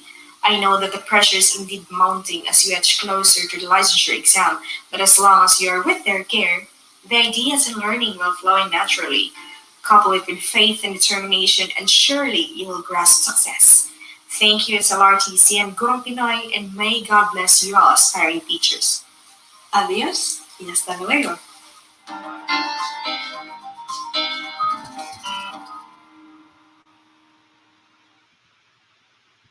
أجهزة إلكترونية أخرى يرجى إبلاغ أحد ملاحي المقصورة.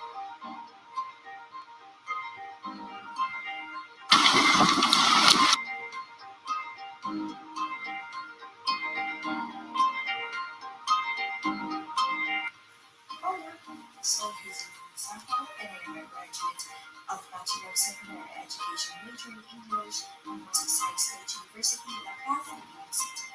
I took the licensure examination for teachers in 2018 and became a licensed professional teacher with the help and effort of studying and Gurong Pinoy.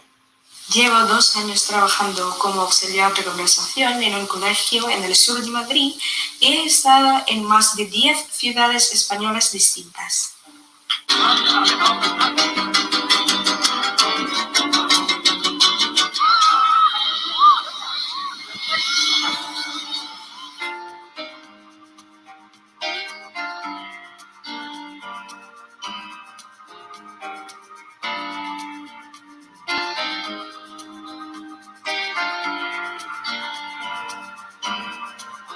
So this makes us a great inside of writing outside. So in the 16th century, the king thought, Hello, welcome to Las Vegas. We're live from Valencia. Yes. And here are your hosts for this program.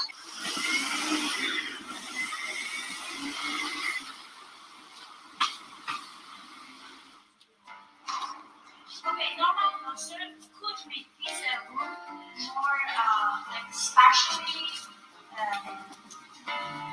controlled. Yeah. Well,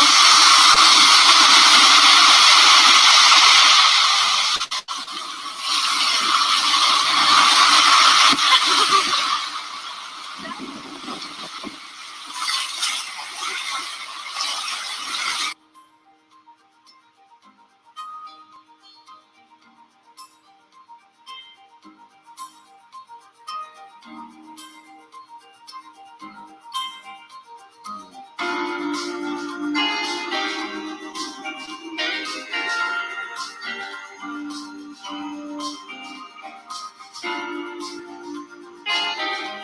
first encounter with the SLRTC family was unplanned but rather wholesome. I was selected to be one of the participants for the quiz bay on the orientation day, representing WVSU main campus. So that's how my SLRTC start began. My review days went great and effectively. Though I missed several classes where I need to go to Manila to process my visa, Ma'am Meg and Sir Ram would still hand me over the materials to assure that I won't lose track of the review timeline. The entire review days didn't only involve lectures and exams, but there were also days when we tend to enjoy ourselves with the company of our newly formed friends from different colleges and universities. One of those days was the acquaintance party when I got selected to represent my class, the Team Piaget, for a pageant in which I won the Best in Talent and the second runner-up. The full support of my team were overwhelming, from making my gown out of recycled materials to the day of the pageant itself made me face one of my worst fears in life, which is stage fright. My favorite ones were predominantly those days when we have guest teachers in the center who are fun and humorous, since they would reduce the existing tension within ourselves and in class as well. Studying and Gurong Pinoy enabled and drew out the best of my capacity. I know that the pressure is indeed mounting as you edge closer to the licensure exam, but as long as you are with their care, the ideas and learning will flow in naturally. Couple it with faith and determination, and surely you will grasp success. Thank you, SLRTC and Gurong Pinoy, and may God bless you all aspiring teachers. Adios, y hasta luego.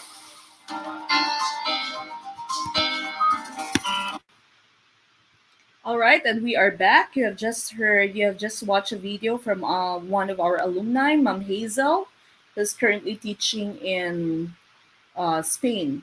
Okay, so be like Ma'am Hazel. Alam ko lahat kayo dito ay ipapasa ang upcoming LET.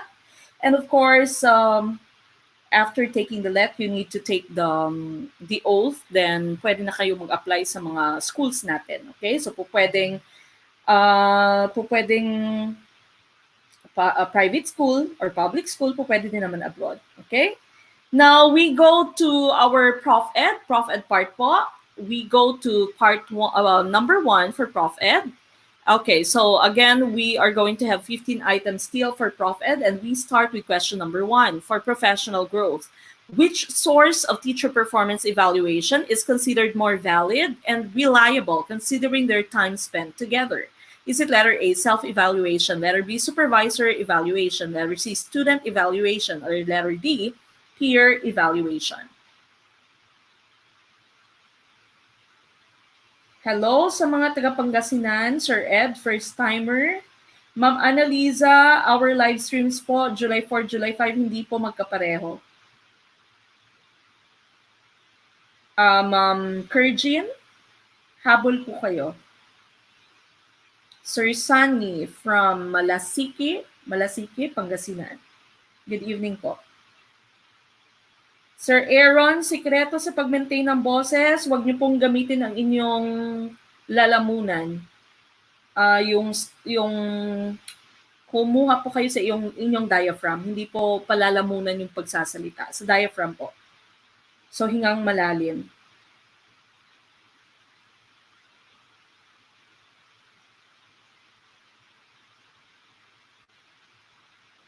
Hello from Isabela, Sir Loreto, isa sa ating mga avid viewers. Thank you po, Sir Loreto.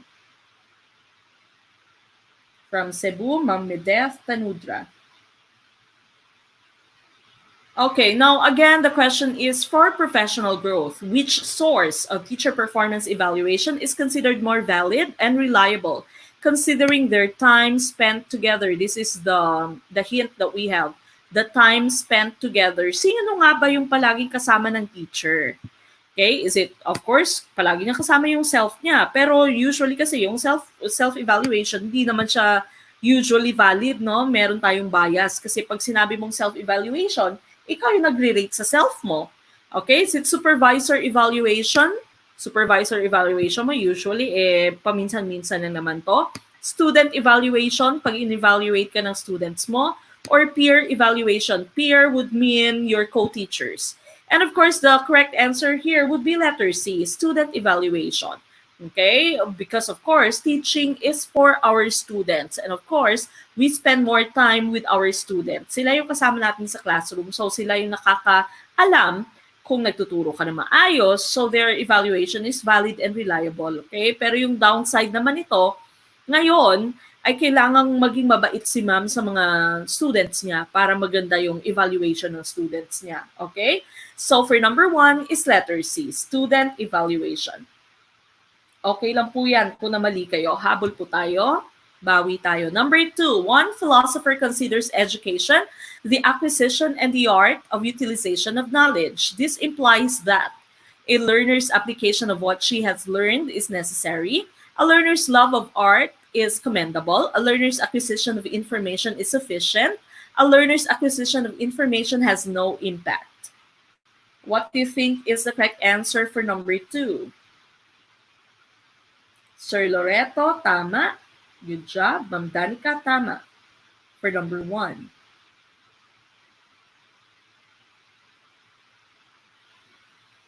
Okay, we're already at number 2.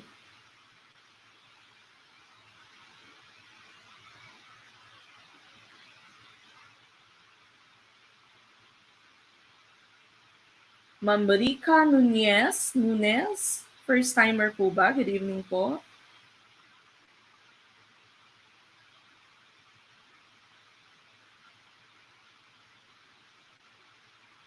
Okay, now a lot of you are answering with the letter A.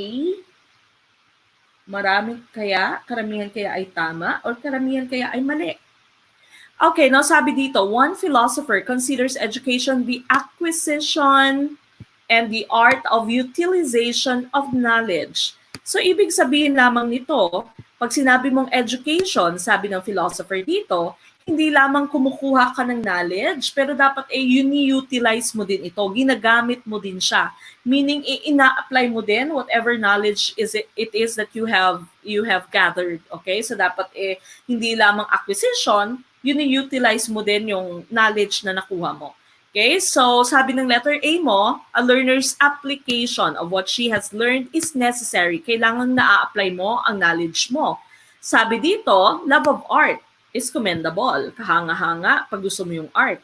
A learner's acquisition of information is sufficient. Sabi naman ng letter C mo, sapat na nakakakuha ka ng impormasyon. Ang letter D naman, ang mga impormasyong nakukuha mo ay walang impact. Okay, walang gamit. And now, of course, the correct answer here is letter A. A learner's application of what she has learned is necessary. Education is not just acquiring knowledge, but it is also the utilization of that knowledge. So, dapat ina-apply mo whatever it is that you have learned. That is true learning. Hindi dapat na whatever you've learned, nananatili lang siya sa classroom. Dapat ina-apply mo siya in your daily life. All right, number 3. In a normal distribution curve, a t-score of 70 is letter A, 2 SDs below the mean, letter B, 2 SDs above the mean, letter C, 1 SD below the mean, or letter D, 1 SD above the mean. Okay, what do you think is the correct answer for number 3? This is assessment.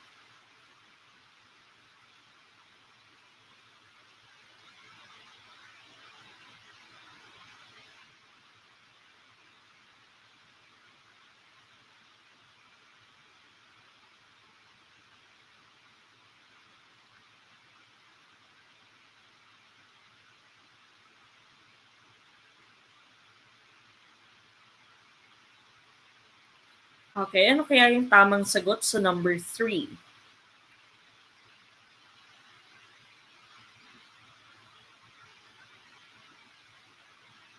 Okay, so hula lamang, Sir Jeffrey. Tama kaya yung hula?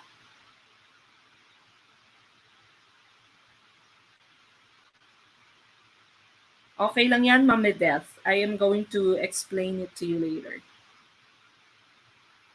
Alright, so iba-iba po ang inyong sagot. Okay, ng hula. Alright, so sabi dito ng ating tanong, in a normal distribution curve, a t-score of 70 is, and then you have your choices. Alright, now t-scores, when you say t-scores, this is any set of normally distributed standard scores that has a mean of 50 and SD of 10. Okay, so yung mean po, yung average mo would be 50 and standard deviation is 10. That means habang umaalis ka from your mean, habang lumalayo ka from your average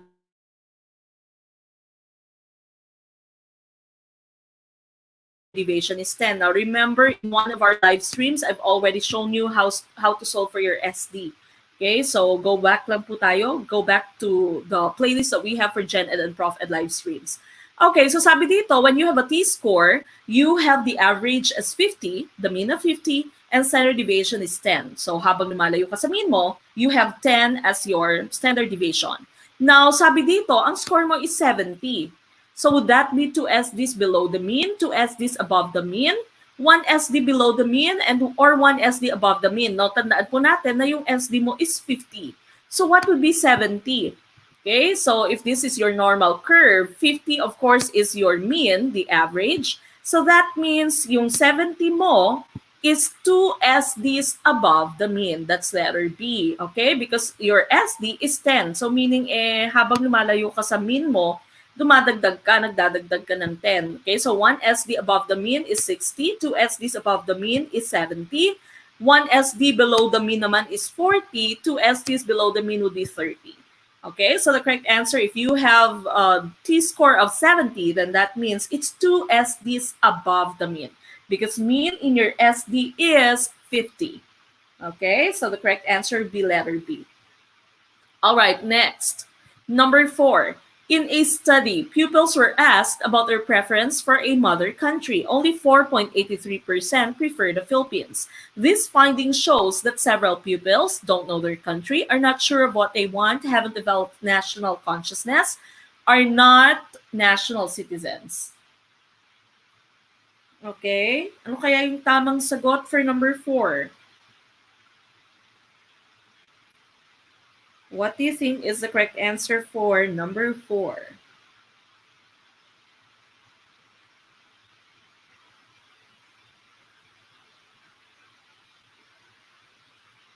Ano kaya yung tamang sagot for question number 4?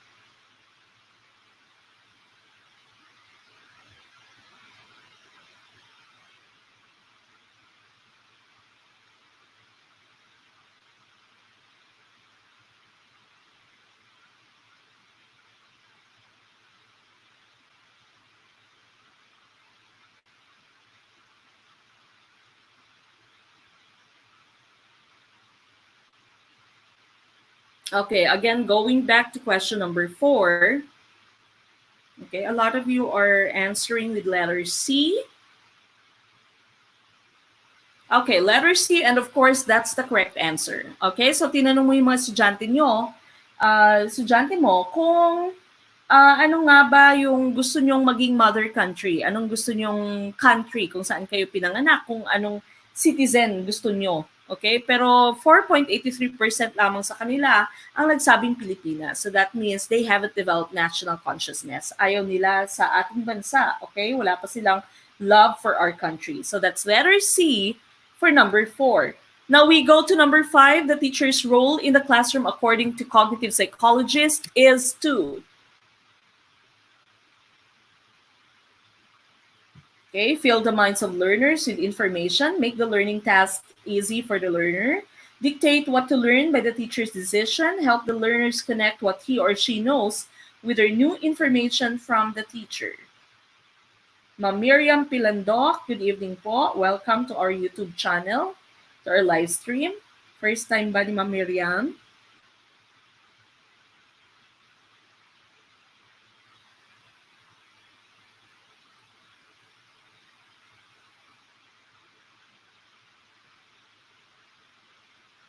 Okay, iba-iba na inyong sagot. Okay, now going back to question number 5. Sabi na number 5 mo, the teacher's role in the classroom according to cognitive This is the hint that you have here. This is the most important word that you have in your question. Cognitive psychologists po, remember we have 3 domains in learning. We have the cognitive, the psychomotor, and the affective. Now, when you're talking about the cognitive, it's all in the mind. It's all in the development of the brain. Okay? Now, ang psychomotor mo naman, that's of course the skills. Okay, so using the hands, skills mo, yung psychomotor. And affective, of course, that's the heart. Okay, that's the values. Appreciation, yan po yung iyong affective. So that means pag sinabi mong cognitive, that would be letter A. Fill the minds of the learners with information because cognitive, of course, is related to the brain, development of the mind. So letter A is the correct answer. Okay, so letter A po is the correct answer. Now, letter D mo, this is connectionism. Okay, so constructivism, connectionism, itong letter D mo. But the correct answer would be letter A. Letter A po. All right, now number 6. One criterion for content to be developed. Nakita nyo naman yung tamang sagot, ah. One criterion for content to be developed in a lesson is learnability. Okay, learnability. What does the capitalized word mean? The content should be within the capacity of the students to learn. The content should be useful or practical in some situation. Resources and materials for the development of the content are available. The content should be worthwhile.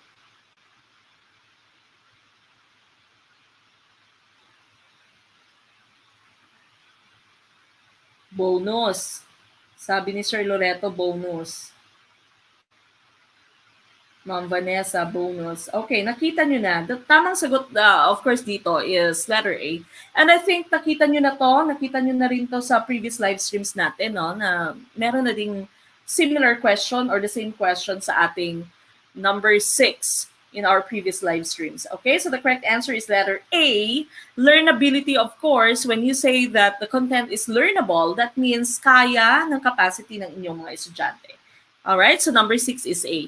Now we go to number 7. What will you do with the extra amount of voluntary contribution you solicited from your class for typhoon victims?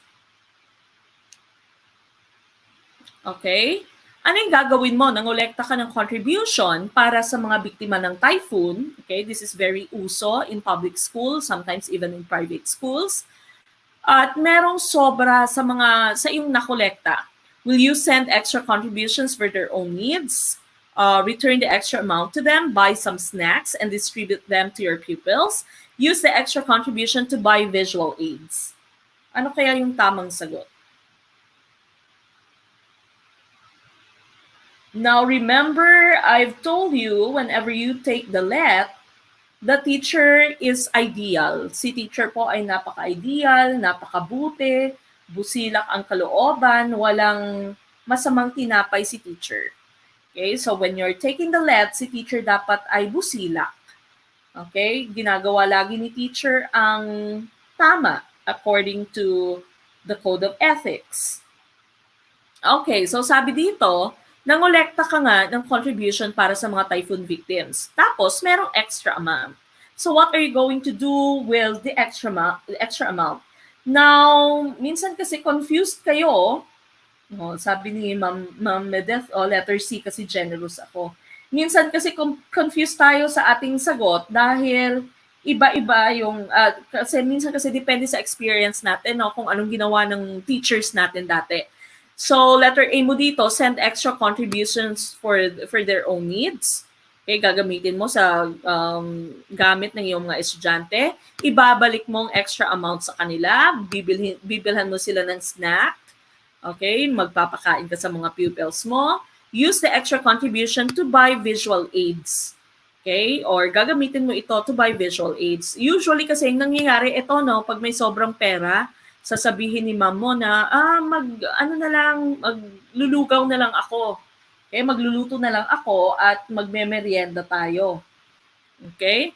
But the correct answer here, of course, according to the Constitution, and bilang ideal nga si ma'am at bilang ito ay LEP, sabi ni Ma'am Kazukari sa school nila ay letter A, the correct answer here would be letter B, return the extra amount to them.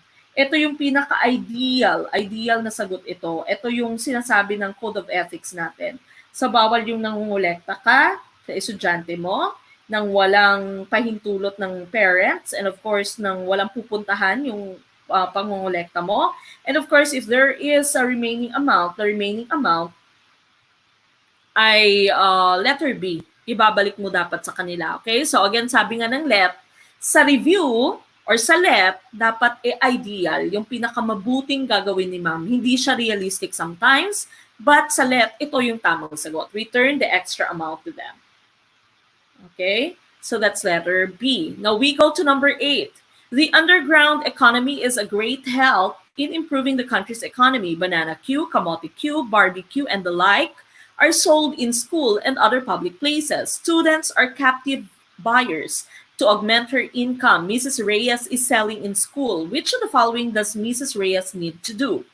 Increase the price of her food since the students will no longer go out of the campus. Ask her students to sell her items in different places. Sell her items lower than the prevailing price to help the students. Letter D, seek her co-teachers' help to sell her items.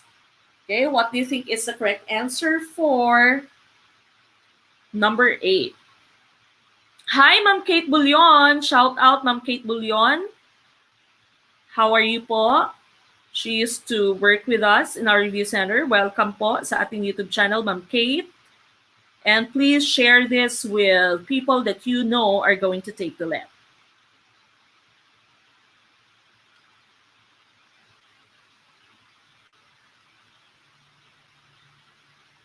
Okay, ano kaya yung tamang sagot for number 8?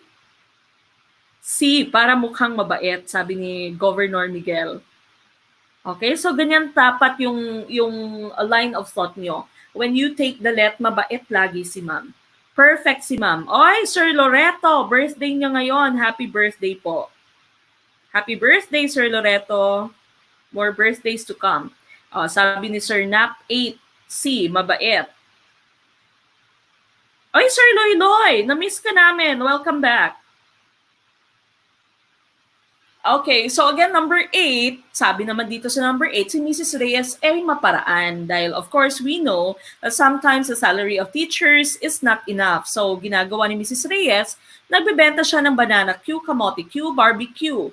Okay, so alam natin na this is very common among our teachers. Minsan si ma'am ay nagbebenta ng Avon, Natasha, Tocino, mani, lahat na lang binenta ni ma'am. So sabi ko nga sa ating Code of Ethics, hindi po bawal magbenta si ma'am.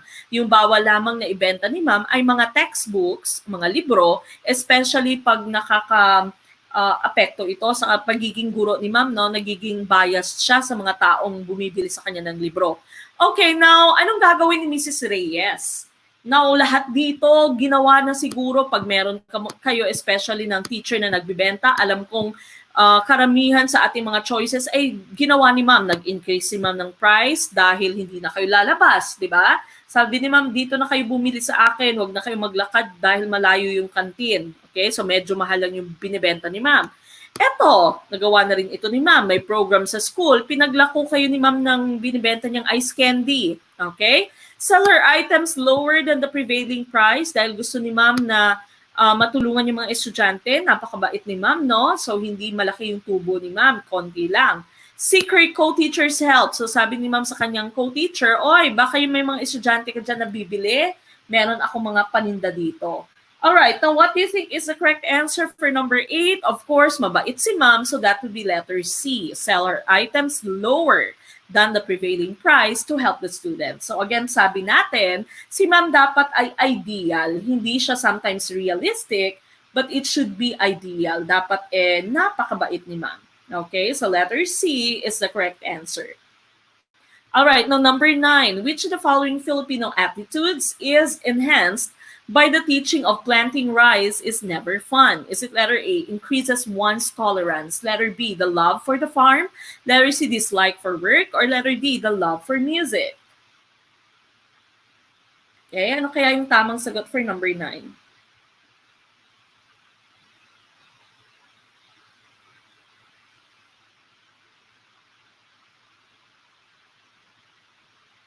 Sabi ni Sir Ralph kanina, no? C, as banal na teacher. Yes, dapat banal lagi si ma'am sa LET. Okay, banal siya lagi. So you don't look for something that's realistic, but you're looking for something that's ideal. Napaka-busilak ni sir, ni ma'am or ni sir. Yes, in reality, sabi ni Ma'am Buenafe, hindi nangyayari. Pero sa let, yan yung tamang sagot. Oh, iba-iba na yung sagot nyo for number 9. Okay, now going back to question number 9, which of the following Filipino attitudes is enhanced by the teaching of planting rice is never fun? Okay, na-enhance meaning natutulungang ma-develop. Natutulungang ma-develop ng pagtuturo ng planting rice is never fun. Kayo naman, in English lamang ito, na naguluhan na kayo. Okay? Planting rice is never fun. In English lamang po ito. Ito ay magtanim ay di biro. Okay? So yung kantang magtanim ay di biro. Maghapong nakayuko, di pwedeng nakaupo, di pwedeng nakatayo. Okay? So ano yung ine-enhance nito? Anong tinuturo nito, nitong kantang ito, sa ating mga estudyante? Is it letter A, increases one's tolerance, no? So yung ano ba yung tolerance? Matimpiin. So, kinakaya mo lahat-lahat. The love for the farm, tinutulungan kang maging or mahalin yung bukid. Dislike for work, hindi mo nagugustuhan yung work. The love for music. Now, letter C, hindi na po ito tama. Okay? So, remember, letter C is not ideal. Dislike for music, this is negative. Okay? So, we know that we cannot choose this as the correct answer. Dahil si let nga ay napakabuti, napakabanayad, plastic kasi itong si let. Okay? So, dapat lagi yung positive yung pinipili nyo kay let. Okay, so hindi na po pwede iyang choice letter C. Dislike for work, hindi po pwede. Ano nga ba tinuturo sa atin ng magtanim ay di biro? The correct answer is increases one's tolerance. Nagiging matimpiin tayo, kinakaya natin lahat-lahat. Okay, dahil sabi nga magtanim ay di biro, maghapong nakayuko. Hindi pwedeng nakaupo, hindi pwedeng nakatayo. Okay, so that's letter A. Letter A po, increases one's tolerance. Okay, so that's the correct answer for number 9. Now we go to number 10. Computers are now widely used in many aspects of society, including in education. Why are some schools slow in accepting the use of computers? Is it letter A, programs needed to run the computer is not available?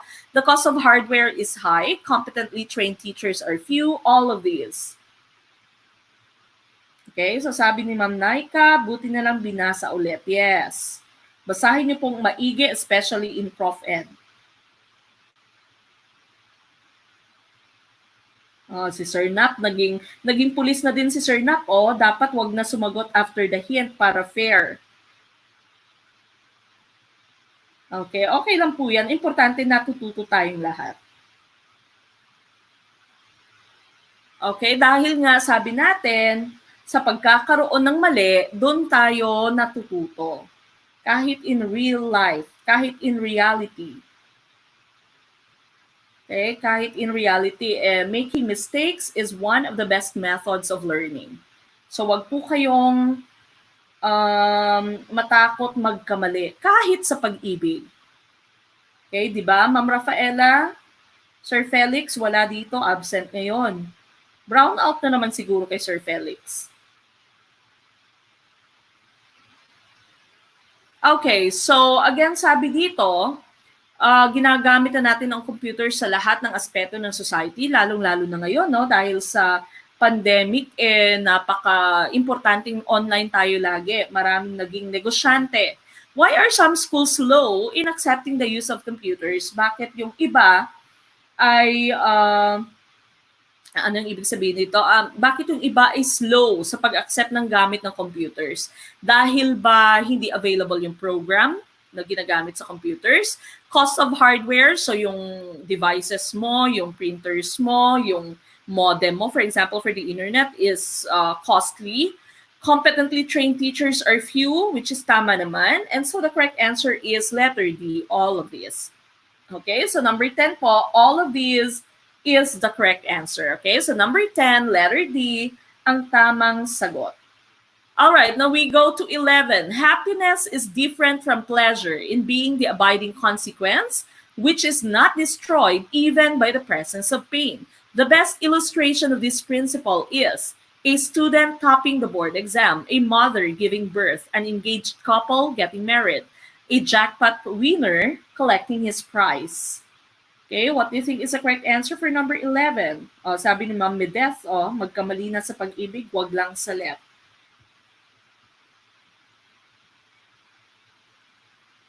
Si Ma'am Rafaela, hinahanap si Sir Felix. Na-miss si Sir Felix.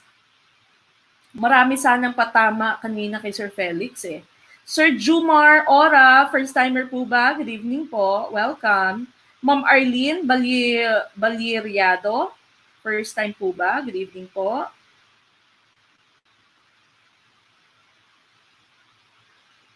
Ma'am Kate, meron na siyang na-recruit. Thank you, Ma'am Kate. Watching na siya.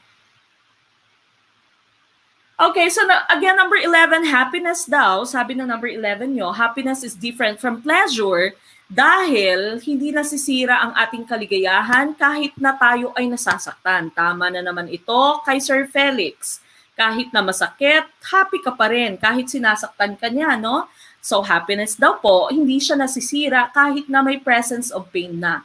What is the best illustration of this principle? A student topping the board exam, a mother giving birth, an engaged couple getting married, or a jackpot winner collecting his prize. Now we know that the correct answer, of course, is letter B, a mother giving birth. Okay, so kahit na napakahirap, napakasakit ang mga anak, walang kaso, okay? Because we are still very happy. Pag lumabas na yung anak mo is, of course, mapapalitan na lahat ng sakit ng kaligayahan. Okay, so number 11, letter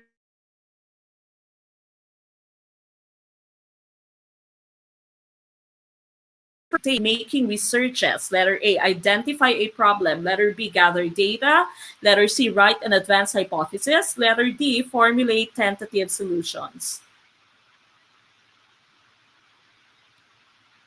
Bida talaga si Sir Felix. So, Ma'am Rafaela, palagi mong hinahanap si Sir Felix. Sabi ni Ma'am Buenafe, nakagat na ang dila ni Sir Felix. Yan kasi, basta absent, no? Pinag-uusapan. Ma'am Mary Ann Cabarles, welcome po. Yes, Ma'am Arlene, welcome po. Balik po kayo ng balik. Again, our live streams are on Tuesdays, Thursdays, and Saturdays for this month of July. If you can be part of GROW, then that's going to be better po. How to be part of GROW, our exclusive FB group. Just check the details at the beginning of this video. So balikan nyo na lang po later.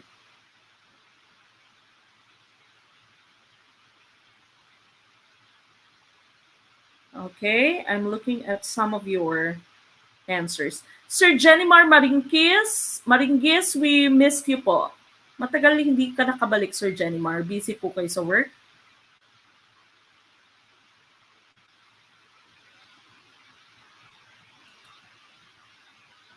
All right, now a lot of you are answering letter A. In our previous live stream, I've talked about the different parts or different steps in your scientific method. And we know that the first part in making researches would be letter A. Tama, identify a problem.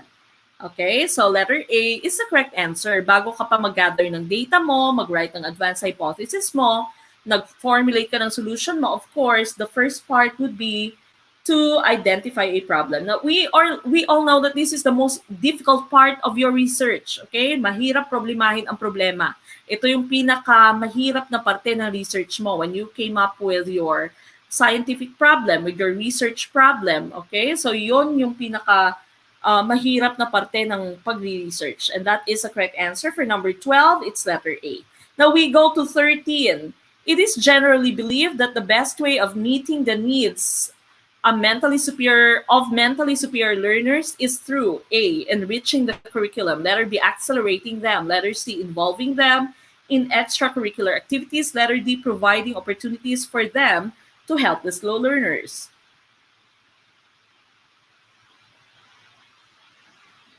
Okay, what is the best way of meeting the needs of mentally superior learners? Ano kaya yung tamang sagot for number 13? Paulit-ulit na rin itong question na to, paiba-iba lang yung pag-state. ng question na to. I've been talking about this question in our previous live streams na din. Okay. Now, of course, the correct answer here would be letter A. Di ba sabi natin kapag ka mentally superior, kapag ka fast learners, your answer would be enrichment. Enrichment or enhancement. Enhancement or enrichment. Pag slow learner naman, yung tawag nyo ay remedial. Okay, remedial pag slow learner, enrichment or enhancement pag fast learner. So the correct answer would be letter A, enriching the curriculum. Hindi po accelerating, hindi extracurricular, hindi ka na provide para mag-help sila sa slow learners. The correct answer is enrichment dahil yan yung term na ginagamit natin for our fast learners. So enrichment pag fast learners and pag slow learners naman remedial. Okay, please send me your score. 11 out of 13. Good job. Okay. Happy birthday again, Sir Loreto. 11 out of 13. Congressman Migs, 11. Okay, Miss Joan, 11. Ang daming naka-11, okay? Konti-konti lang yung paligid. 10, 9. Ma'am Alfreda, first time po ba? Welcome po. Sir Bluer Than Blue or Ma'am Bluer Than Blue. Na-miss ka din namin. For several live streams, wala ka din. Sir Jeffrey, 9. Sir Poinisha, 9. Okay, good job. We still have the last 2 questions. Okay, meron pa po tayong last 2 questions. All right, now we go to number 14.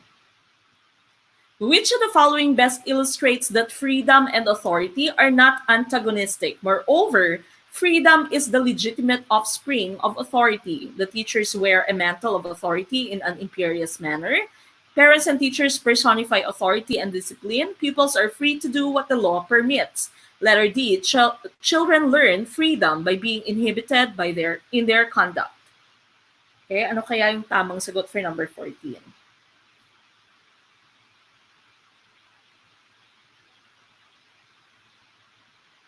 Ma'am Mary Joy de la Rosa.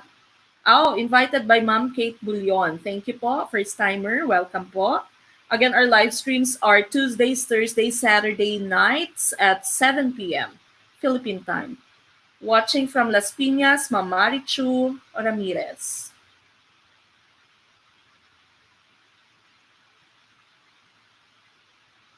Sir Nap, hindi ka makamove on sa farm question.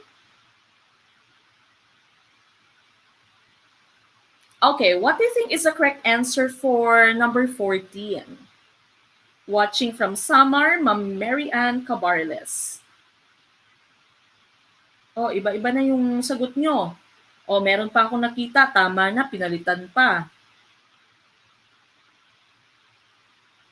All right, now going back to your question here, which of the following best illustrates that freedom and authority are not antagonistic? Okay, moreover, freedom is the legitimate offspring of authority. Now, sabi dito ng inyong tanong, ang freedom daw, ang pagiging malaya, at ang authority, ang rules, ay hindi magkaaway. Okay? Your freedom is an offspring of authority, meaning anak ng authority, anak ng laws natin, ang ating kalayaan. Okay? So, freedom is the offspring of authority. This means the teachers wear a mantle of authority in an imperious manner. Imperious kasi dito, this means arrogante, okay, mayabang. Parents and teachers personify authority and discipline. May authority and discipline because of the parents and teachers' authority. Pupils are free to do what the law permits. Pwede nating gawin kung anong sinasabi ng batas na pwede nating gawin. Children learn freedom by being inhibited in their conduct. So, natututo yung mga bata ng kalayaan dahil sa pagiging inhibited, sa pagbabawal sa kanilang mga ginagawa. Okay? Now, the correct answer here is letter C. Freedom and authority are not antagonistic. Ang kalayaan at authority, ang mga batas, ay hindi po magkaaway. Ang ating pong kalayaan ay anak ng batas. So that means pupils are free, kalayaan, freedom, to do what the law permits, the rules or authority. Sir Nap, Tama na, pinalitan pa. Ma'am Rafaela, thank you po. Ang ating muse na si Ma'am Rafaela ay nagbigay ng ayuda. Maraming salamat po. Sir Nap, nakita ko pinalitan mo pa. Sabi ko sa inyo, huwag papalitan basta't wala kayong valid reason. Usually, the correct choice is your first choice. So always follow your instinct. Okay, so the correct answer would be letter C. Letter C po ang tamang sagot. All right, last question for today's discussion. Number 15. Which of the following is the best situation where you can balance responsibility and accountability? A construction firm that won the lowest bid for the construction of a bridge employs the lowest paid workers to justify their lowest bid. A construction firm that won the lowest bid for the construction of a bridge lets their worker work on other projects. A construction firm that won the lowest bid for the construction of a bridge leaves the workers to themselves while it looks on other projects to bid. Or letter D, a construction firm that won the lowest bid for the construction of a bridge carefully supervises the workers on the project. Ano kaya yung tamang sagot? Sabi ni Sir Loreto, nagpalit siya pero tama na. Nakakalito talaga ma-moods na Lynn. Ganyan po talaga. Ma'am Lisone, thank you so much for your ayuda. Nakahabol pa ng ayuda si Ma'am Lisone. Closing ayuda po ba? Thank you po. Again, thank you po for all the avid supporters that we have. For those people, of course, those people na palagi ang nagbibigay ng suporta, monetary support sa ating YouTube channel, no? Si Governor Migs, si Congressman Migs, si Mayora, Mercy May, sino pa ba? Si Ma'am Norhana, Ma'am Rafaela, si Ma'am Joy, si Ma'am Che, lahat kayo na nagbigay today. Maraming salamat po for your ayuda. Ma'am Lisone, thank you po. Kung meron po ako na kalimutan, pasensya na po. Pero lahat po kayo nagbigay today ng inyong paayuda. Maraming salamat po. And of course, if you still want to give us, to show support through monetary help, then that would be very much appreciated. But of course, that is not required of you po. Of course, yung pinaka-goal natin is matulungan kayong maipasa yung LET. Sabi ni Ma'am Rafaela, last time counselor ako, tapos now Madam Muse na.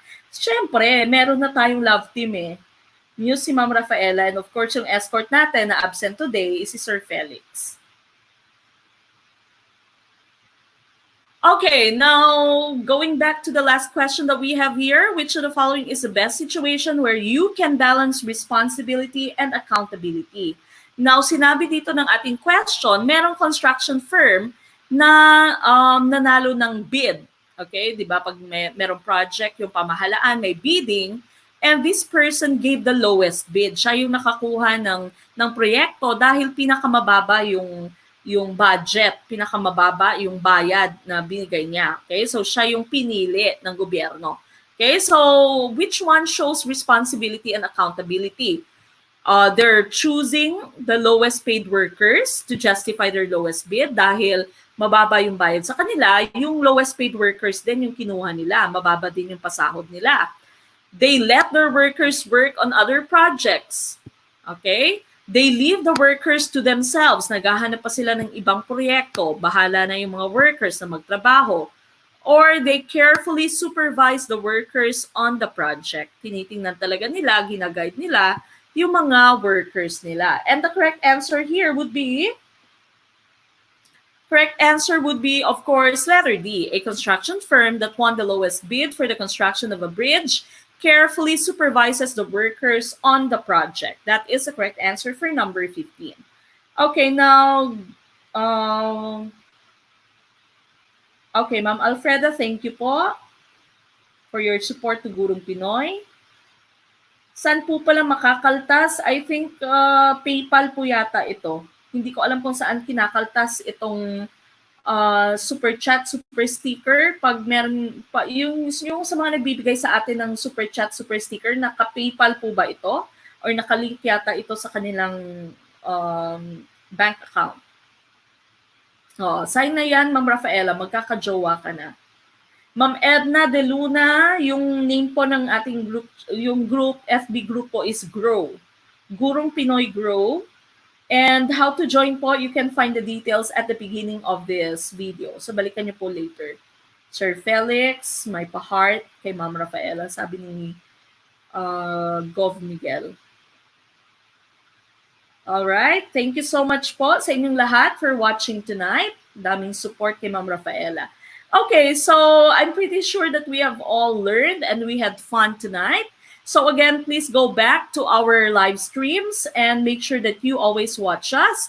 That will be Tuesdays, Thursdays, and Saturday nights at 7 p.m. Philippine time. Sir Loreto, sabi ni Sir Loreto, pwede daw po sa GCash. Okay, kay Sir Congressman Migs the Great naman sa bank account niya yata nakalink. Pwede daw po sa GCash, Sir Poinisha. Pwede daw po i-connect. Or sa bank account. All right. So again, thank you so much for learning with us tonight. Maraming salamat po. We hope to see all of you in our next live stream. Today is Saturday, so we'll see each other on Tuesday night, that's 7 p.m. Philippine time. Sa muli po, maraming salamat sa lahat ng suporta na binibigay nyo sa Gurong Pinoy, and I am very happy that you are learning from me, and I am very happy also teaching you, and I am having fun teaching all of you, okay? So we are going to see each other again on Tuesday night, 7 p.m. That's Philippine time. All right, so again, for those of you who are still not members of Grow, please make sure that you go back to the first part of this video and to check the details on how you can become members of Grow. Again, don't forget to like this video, share these videos, share our YouTube channel, share our Facebook page with your friends, especially those who are going to be taking the LEP, okay, in the future. Alright, so sa muli, ito po ang inyong Gurong Pinoy na nagsasabing sabay-sabay po tayo, maliit man na butil ng mga kaalaman, ang dulo nito ay malaking kaginawaan. Maraming salamat po, good night and good evening, stay safe to all my online students. Okay, God bless you po, good night! Bye. See you Tuesday.